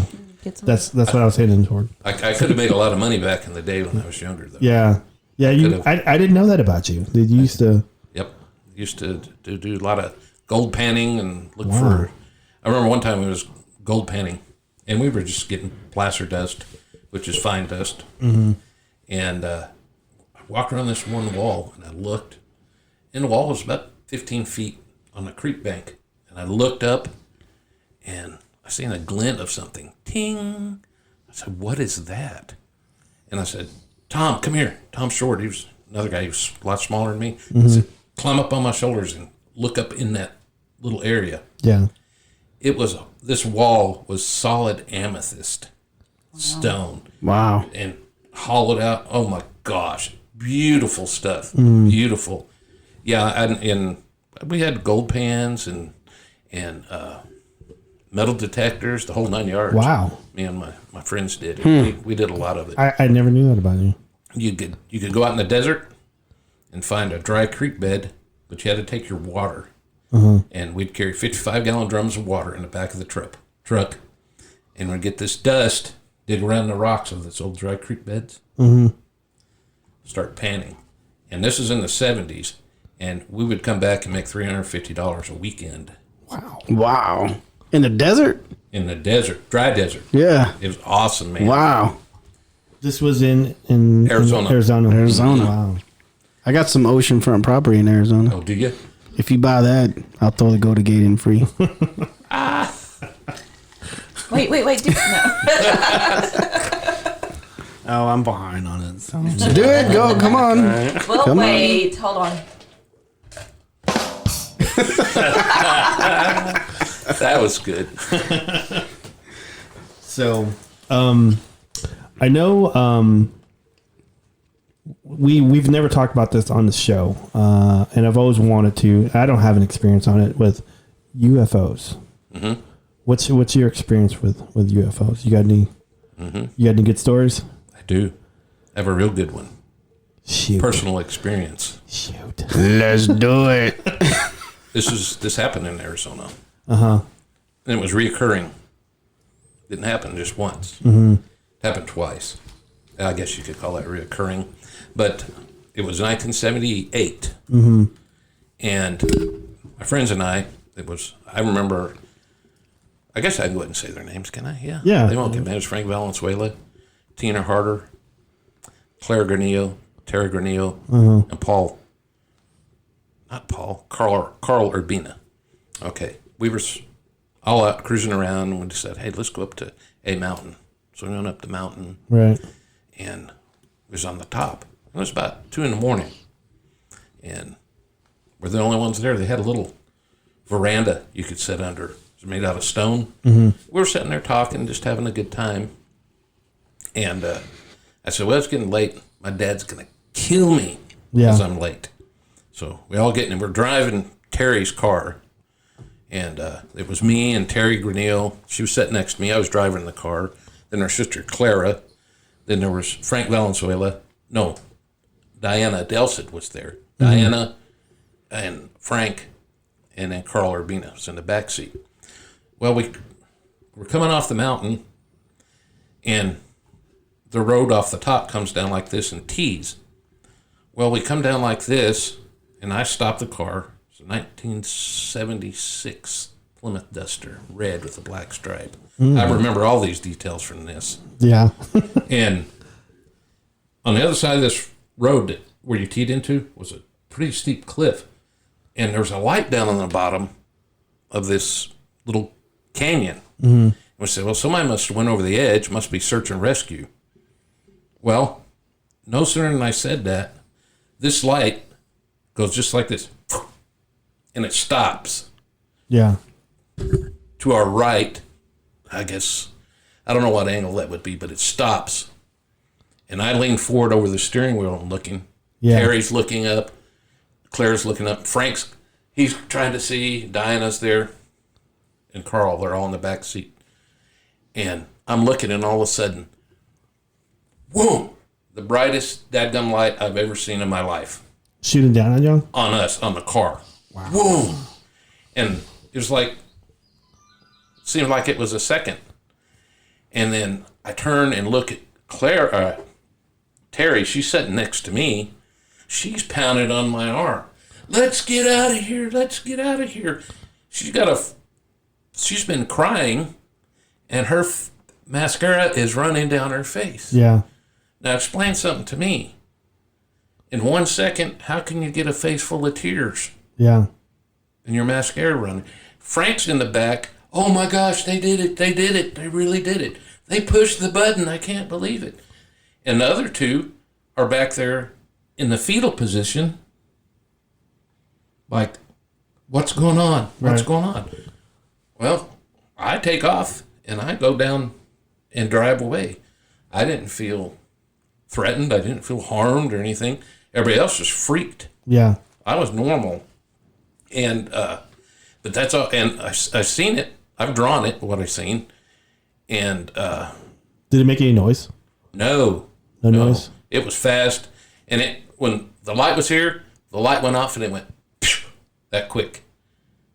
Super fast. I've never seen anything. Was it almost like it was taking a picture?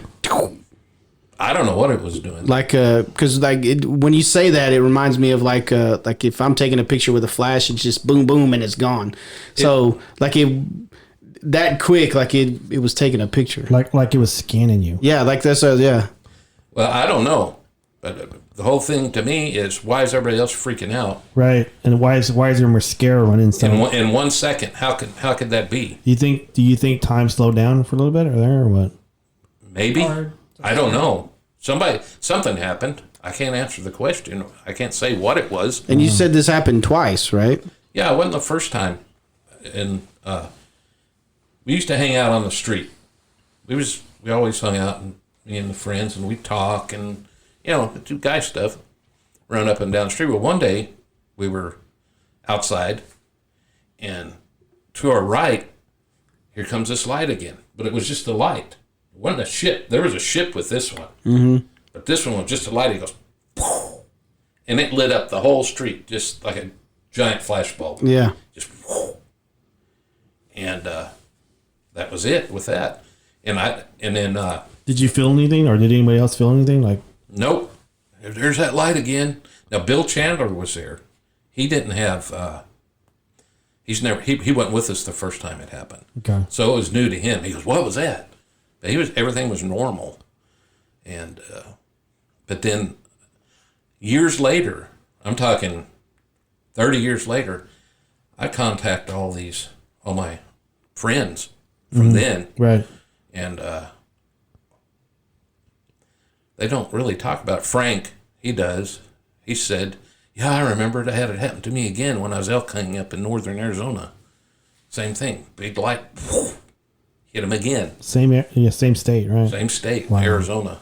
And this is about the time, pretty close to the same time that Travis Walton had all his encounter in Snowflake. And encounters for the third time came out.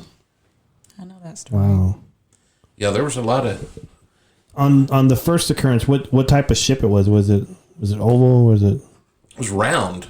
Was shaped like this, and windows like this that went around it, and it kind of reminded me of a light. The whole ship just reminded me of a doctor's light. Right. A big. It wasn't a different color light. It was just. It was a super light, bright white blue. It was like LED. Yeah. But back in those days, there wasn't no LED. No LED. Well, there wasn't LED for us. Right. Not for us. We didn't have LED. But and I've seen that. I've seen things zigzagging across the sky. My aunt had an encounter. This is a family thing. Right.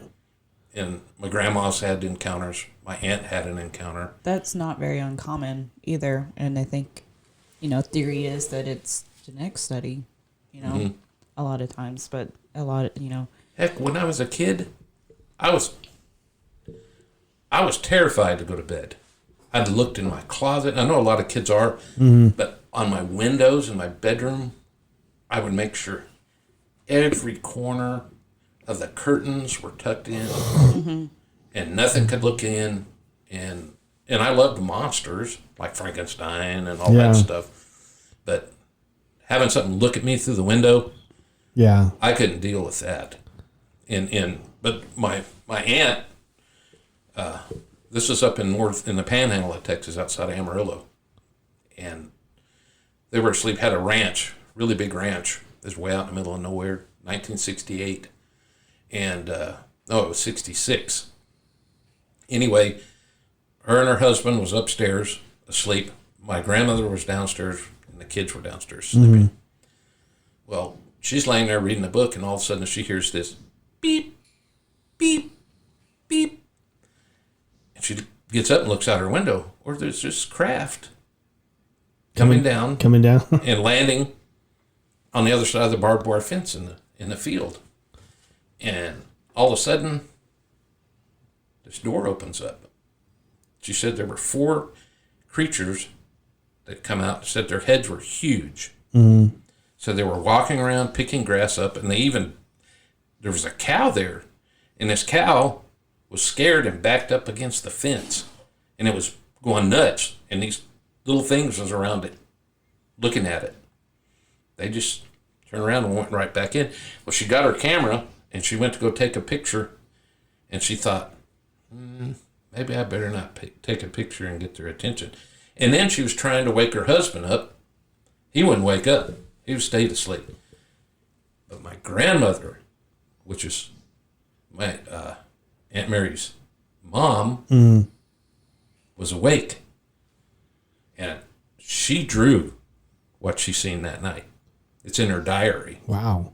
And it was a crescent, almost like a crescent shape. And that was, but she's seen that and seen supposed aliens, I guess. I've never seen those, but right.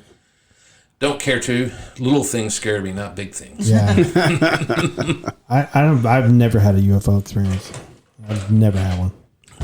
What about in the woods? See that I don't know if that was UFO or that was Some spiritual, sort of light anomaly. spiritual or something. I don't know. Yeah, I've seen it in the woods. Yeah. Zipping.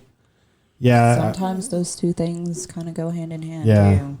I don't know. Don't really know is like, a lot of times the theory is that it's not necessarily from another world, but it's another plane that exists in the same place, or that they can travel that way. It's interdimensional type things. Yeah, I guess you're right. I did have that experience in Paris, but not Paris, but it's anomalous to take my lovely best friend Michelle. That's her favorite word. It's anomalous. Yeah. She don't ever want to say anything's yes or no, but that's a smart way to go if you don't have. Right. It's like what you've seen. What happened to you, but you don't necessarily know why. These were kind of small. It looked like a headlight. I don't know. I know I talked about it off show, but I was in Moyers on the Kimichi Mountains, and we're at my friend Mike Sell's cabin, and he was the furthest one on this mountain. There was nobody else had any property there, so there's a vehicle coming up the road, and it was 2 lights, and we noticed like, hey, we got some visitors coming up. I wonder who it is. I wonder if it's the owner of this whole area. So sometimes he goes and checks on his new residents and stuff. So this vehicle was coming up the road, but it wasn't a vehicle and it wasn't making any noise. And so we kind of get up and go walk over to it, and it stops and notices it stop. We're walking toward the road.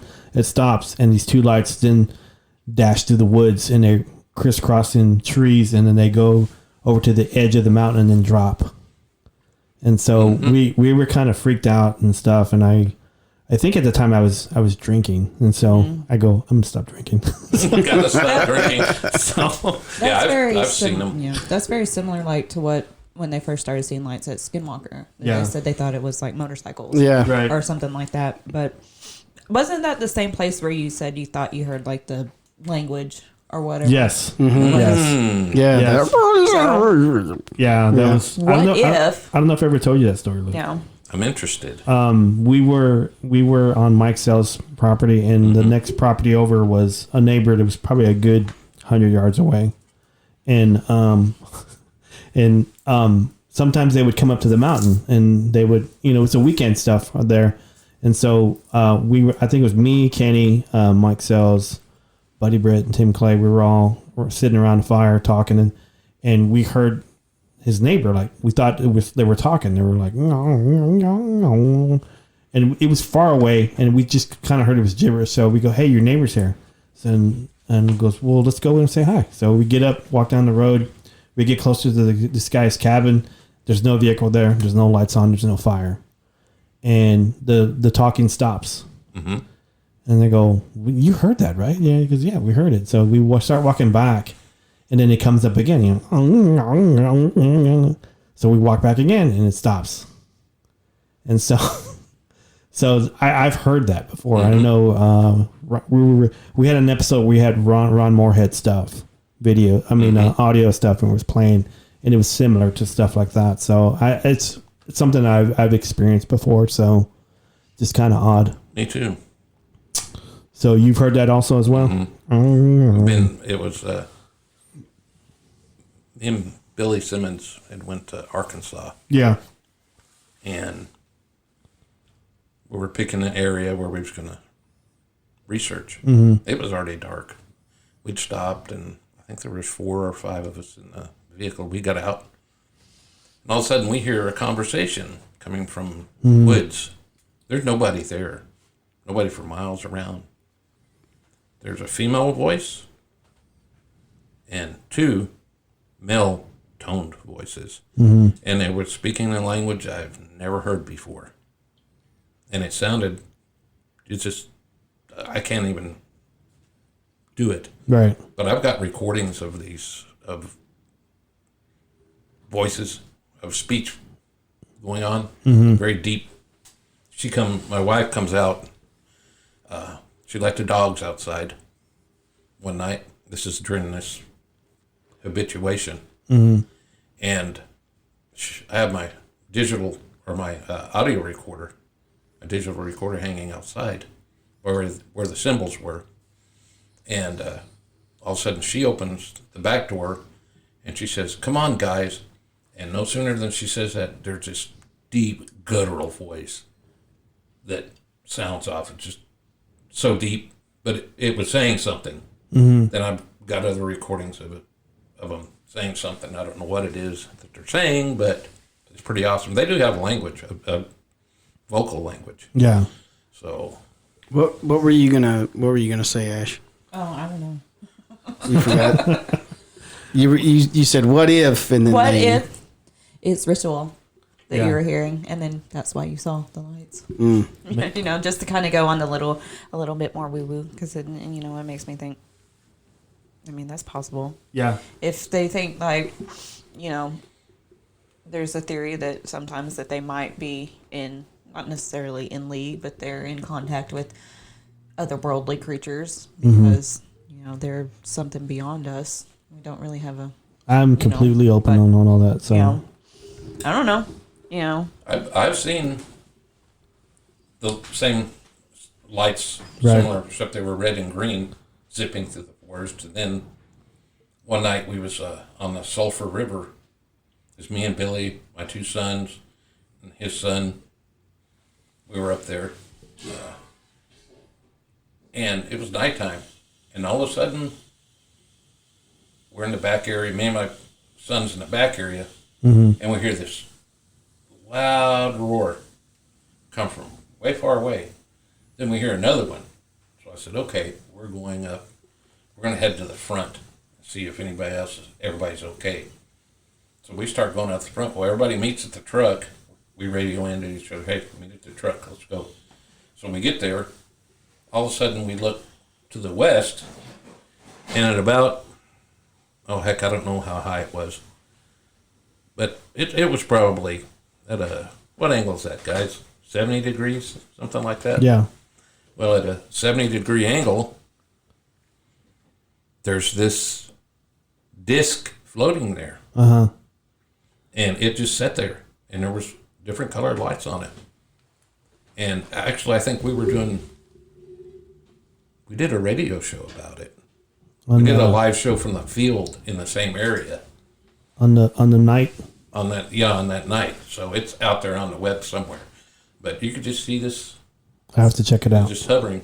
But we heard the Bigfoot. I don't associate Bigfoot Right. and UFOs, but I know they're in the same areas. I think that there are a lot of places that, theoretically, they, like to say ley lines, but not necessarily. But, kind of going back like to the cave systems, there's just like sacred areas that attract that sort of thing. And if it's, It's what they were saying is like a window yeah. that opens, that makes it more visible to see stuff like that. Right. I agree with you on that. Well, it's all energy. When you're talking about that stuff, it's Right. all energy. And wherever there's a lot of energy formed in areas where there's a lot of energy, there's going to be more, because they have to have something to come alive. I mean, they're not alive, but you know what I mean. They have to have energy to present themselves. And also, let's look at it like, that one place in Kentucky that's supposed to have like a huge quartz deposit that has that affects the magnetism. And animals migrate based on the magnetic pull of the earth. And it's not to say that maybe that's what's pulling from just doing it from a biological standpoint, not like a spiritual paranormal aspect to it. Just saying it's like they're pulled there. They don't know why. It's just something about it that attracts them to that area.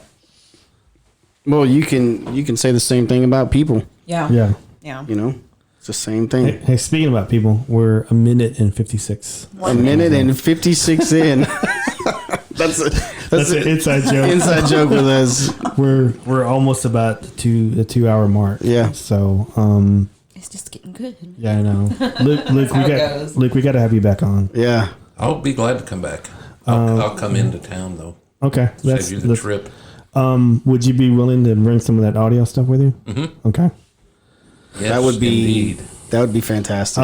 I wanted to ask you a really quick question. If somebody approached you about doing a group again, what would be Luke Gross's answer? No. I think we all kind of have that same. Yeah, we're Independent is the only way to go. Absolutely. Yeah. Or independent researchers doing it together. Yeah. yeah. But no name, no politics. It's just you and me and what you believe and what I believe and mine. Yeah, absolutely. You don't have to wear matching T-shirts. We don't have, to have. No guidelines or rules. Yeah. Or, No drama zone. yeah. I've kind of it's been a while since I've been in the field, and I've kind of got to the point where I don't think I'm a researcher anymore. I don't want to research anymore. I've gotten to that point, but if someone were to reach out to me that needed help, Yeah. I would help them. Oh, absolutely. But I've kind of got to that point. I don't know about you. Where are you at on the Same. I'm the same place you are. Yeah. Like I said, I started a business, and that takes a lot of time. Yeah. But then you reach a certain point when you're researching, and a lot of times you get totally fed up with the politics. Yeah. That's. And that was me, and that is me. Right. No politics. And it come to the point to where I've learned so much, and I've learned a lot. I haven't told you everything. Right. But I've learned a lot and answered a lot of the questions that I had about them. Yeah. But I still go out every now and then. Yeah. I like to. Come on, hunter. I'll go deer hunting. I can't keep them away from me when I'm deer hunting. Right. Of course, I'm hunting 4 miles from where we had that research stand. Yeah. Yeah. So, Yeah. you know, It's funny you say that, because on the way here, I was talking to Robert about, do you think Bigfoot remember and remember the people? Because I was talking to there's been encounters where people have gone into the ocean and befriended a dolphin, and then years and years and years, I'm talking about 10, 15 years later, this dolphin remembers this individual. So that was one of the questions. It's funny it's coming here at the end, but that was one of the questions that I wanted to ask you, is just, do you think they remember you? 100% yes, they remember you. There was a study, I looked into it, even by scent association. Well, that's, yeah. There you go. Yeah. Because a dog will know who you are. That's exactly the dog.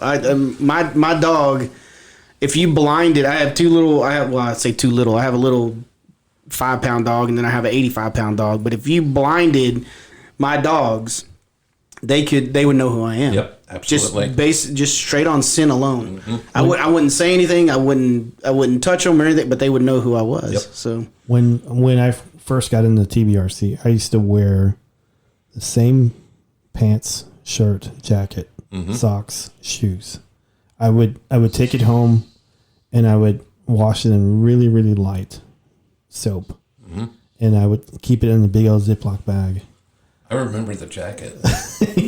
I remember. Everybody remembers that. I remember when I first met Robert, and he pretty soon after you meet Robert, you'll know that he's big into Bigfoot. It doesn't take long. But that's one of the first things he told me when he researched, was how he managed his clothes and how he managed what he went out into the woods. And that's right. And I told a lot of people, I said, you want to go into an area? You want to get them to know you? I said, go get some sweats. Go run in your sweats. Run, and get them as stanky and smelly as possible. And take them and go tie them around a tree branch out in the area you want to go. Yeah. And just leave them hang. Leave them there. I used to watch there's a researcher that does with wolves. His name is Sean Owen, I think. And he doesn't bathe. Like, if he bathes, it's just like he'll stand underwater to get the dirt off. And that's why it's for the wolves, because he's established dominance, and if he comes in and washes himself and whatever, it's like, wait a minute, who are you? And he has to start over. Yeah. He must be getting funded or something. Yeah. Well, he's like a big time biologist, but Okay. But we kind of touched on the smell, on that smell. Yeah. On our episode about the stank, So Bigfoot snake. Why because he ain't Bigfoot got no snake? toilet paper. because he ain't got no toilet paper. Well, we got to have you back on. Yeah. Yeah, So- I'd be glad to come back. Be glad. So, do you have any shout outs to anybody you want to do? Or Hello to Mary Bolin. And the guy I was talking about who stays a week out in the woods is Jeremy Gibson. Jeremy Gibson? Okay. Jeremy Gibson. So, yeah, he stays out. I would have thought it was Luke Gross. So, it was just me. That used to be me. I was out there all the time. Yeah. Anytime I could be out there, I was there. Well, thank you for being on. I really, really appreciate it. Well, thanks for the invite. I know that I've been smelling some good food since we've been here. Yeah. My stomach is rumbling, so I'm pretty hungry right now. Luke's gonna feed us after we get off the yeah. So much appreciated. Yeah, absolutely. It's been awesome. You Yeah. what? And then we're going to have some real fun, right? Yeah, we're gonna have more fun. Then we're gonna have some real fun. We're heading to Hallsville. After Hallsville. dinner. So, I call that the Hallsville incident. The Hallsville incident. Yeah. yeah.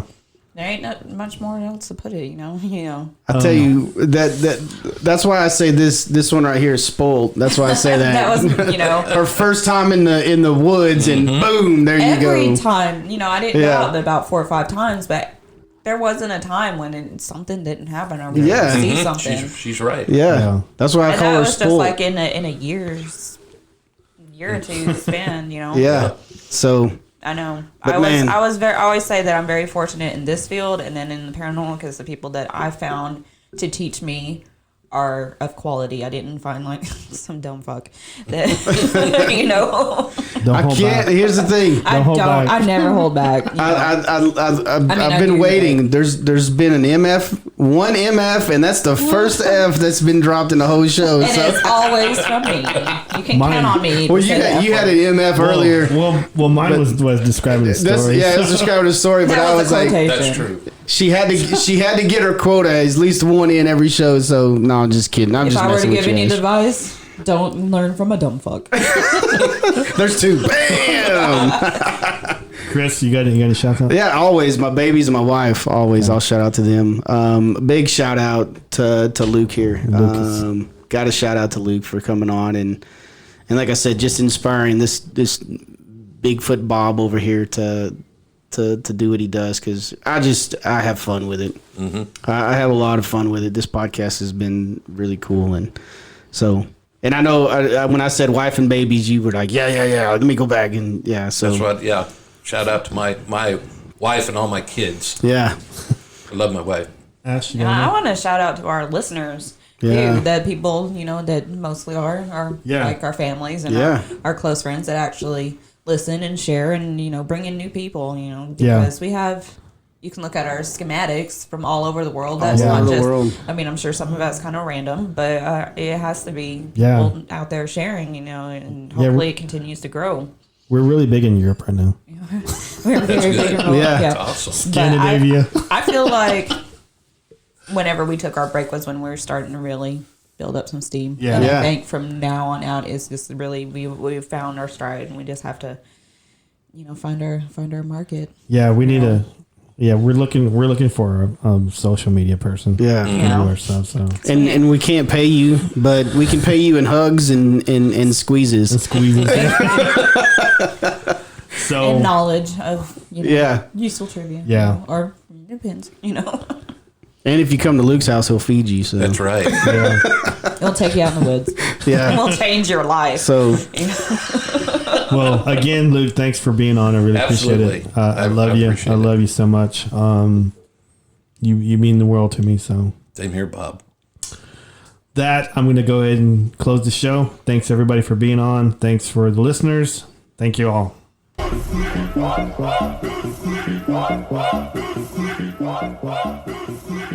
What?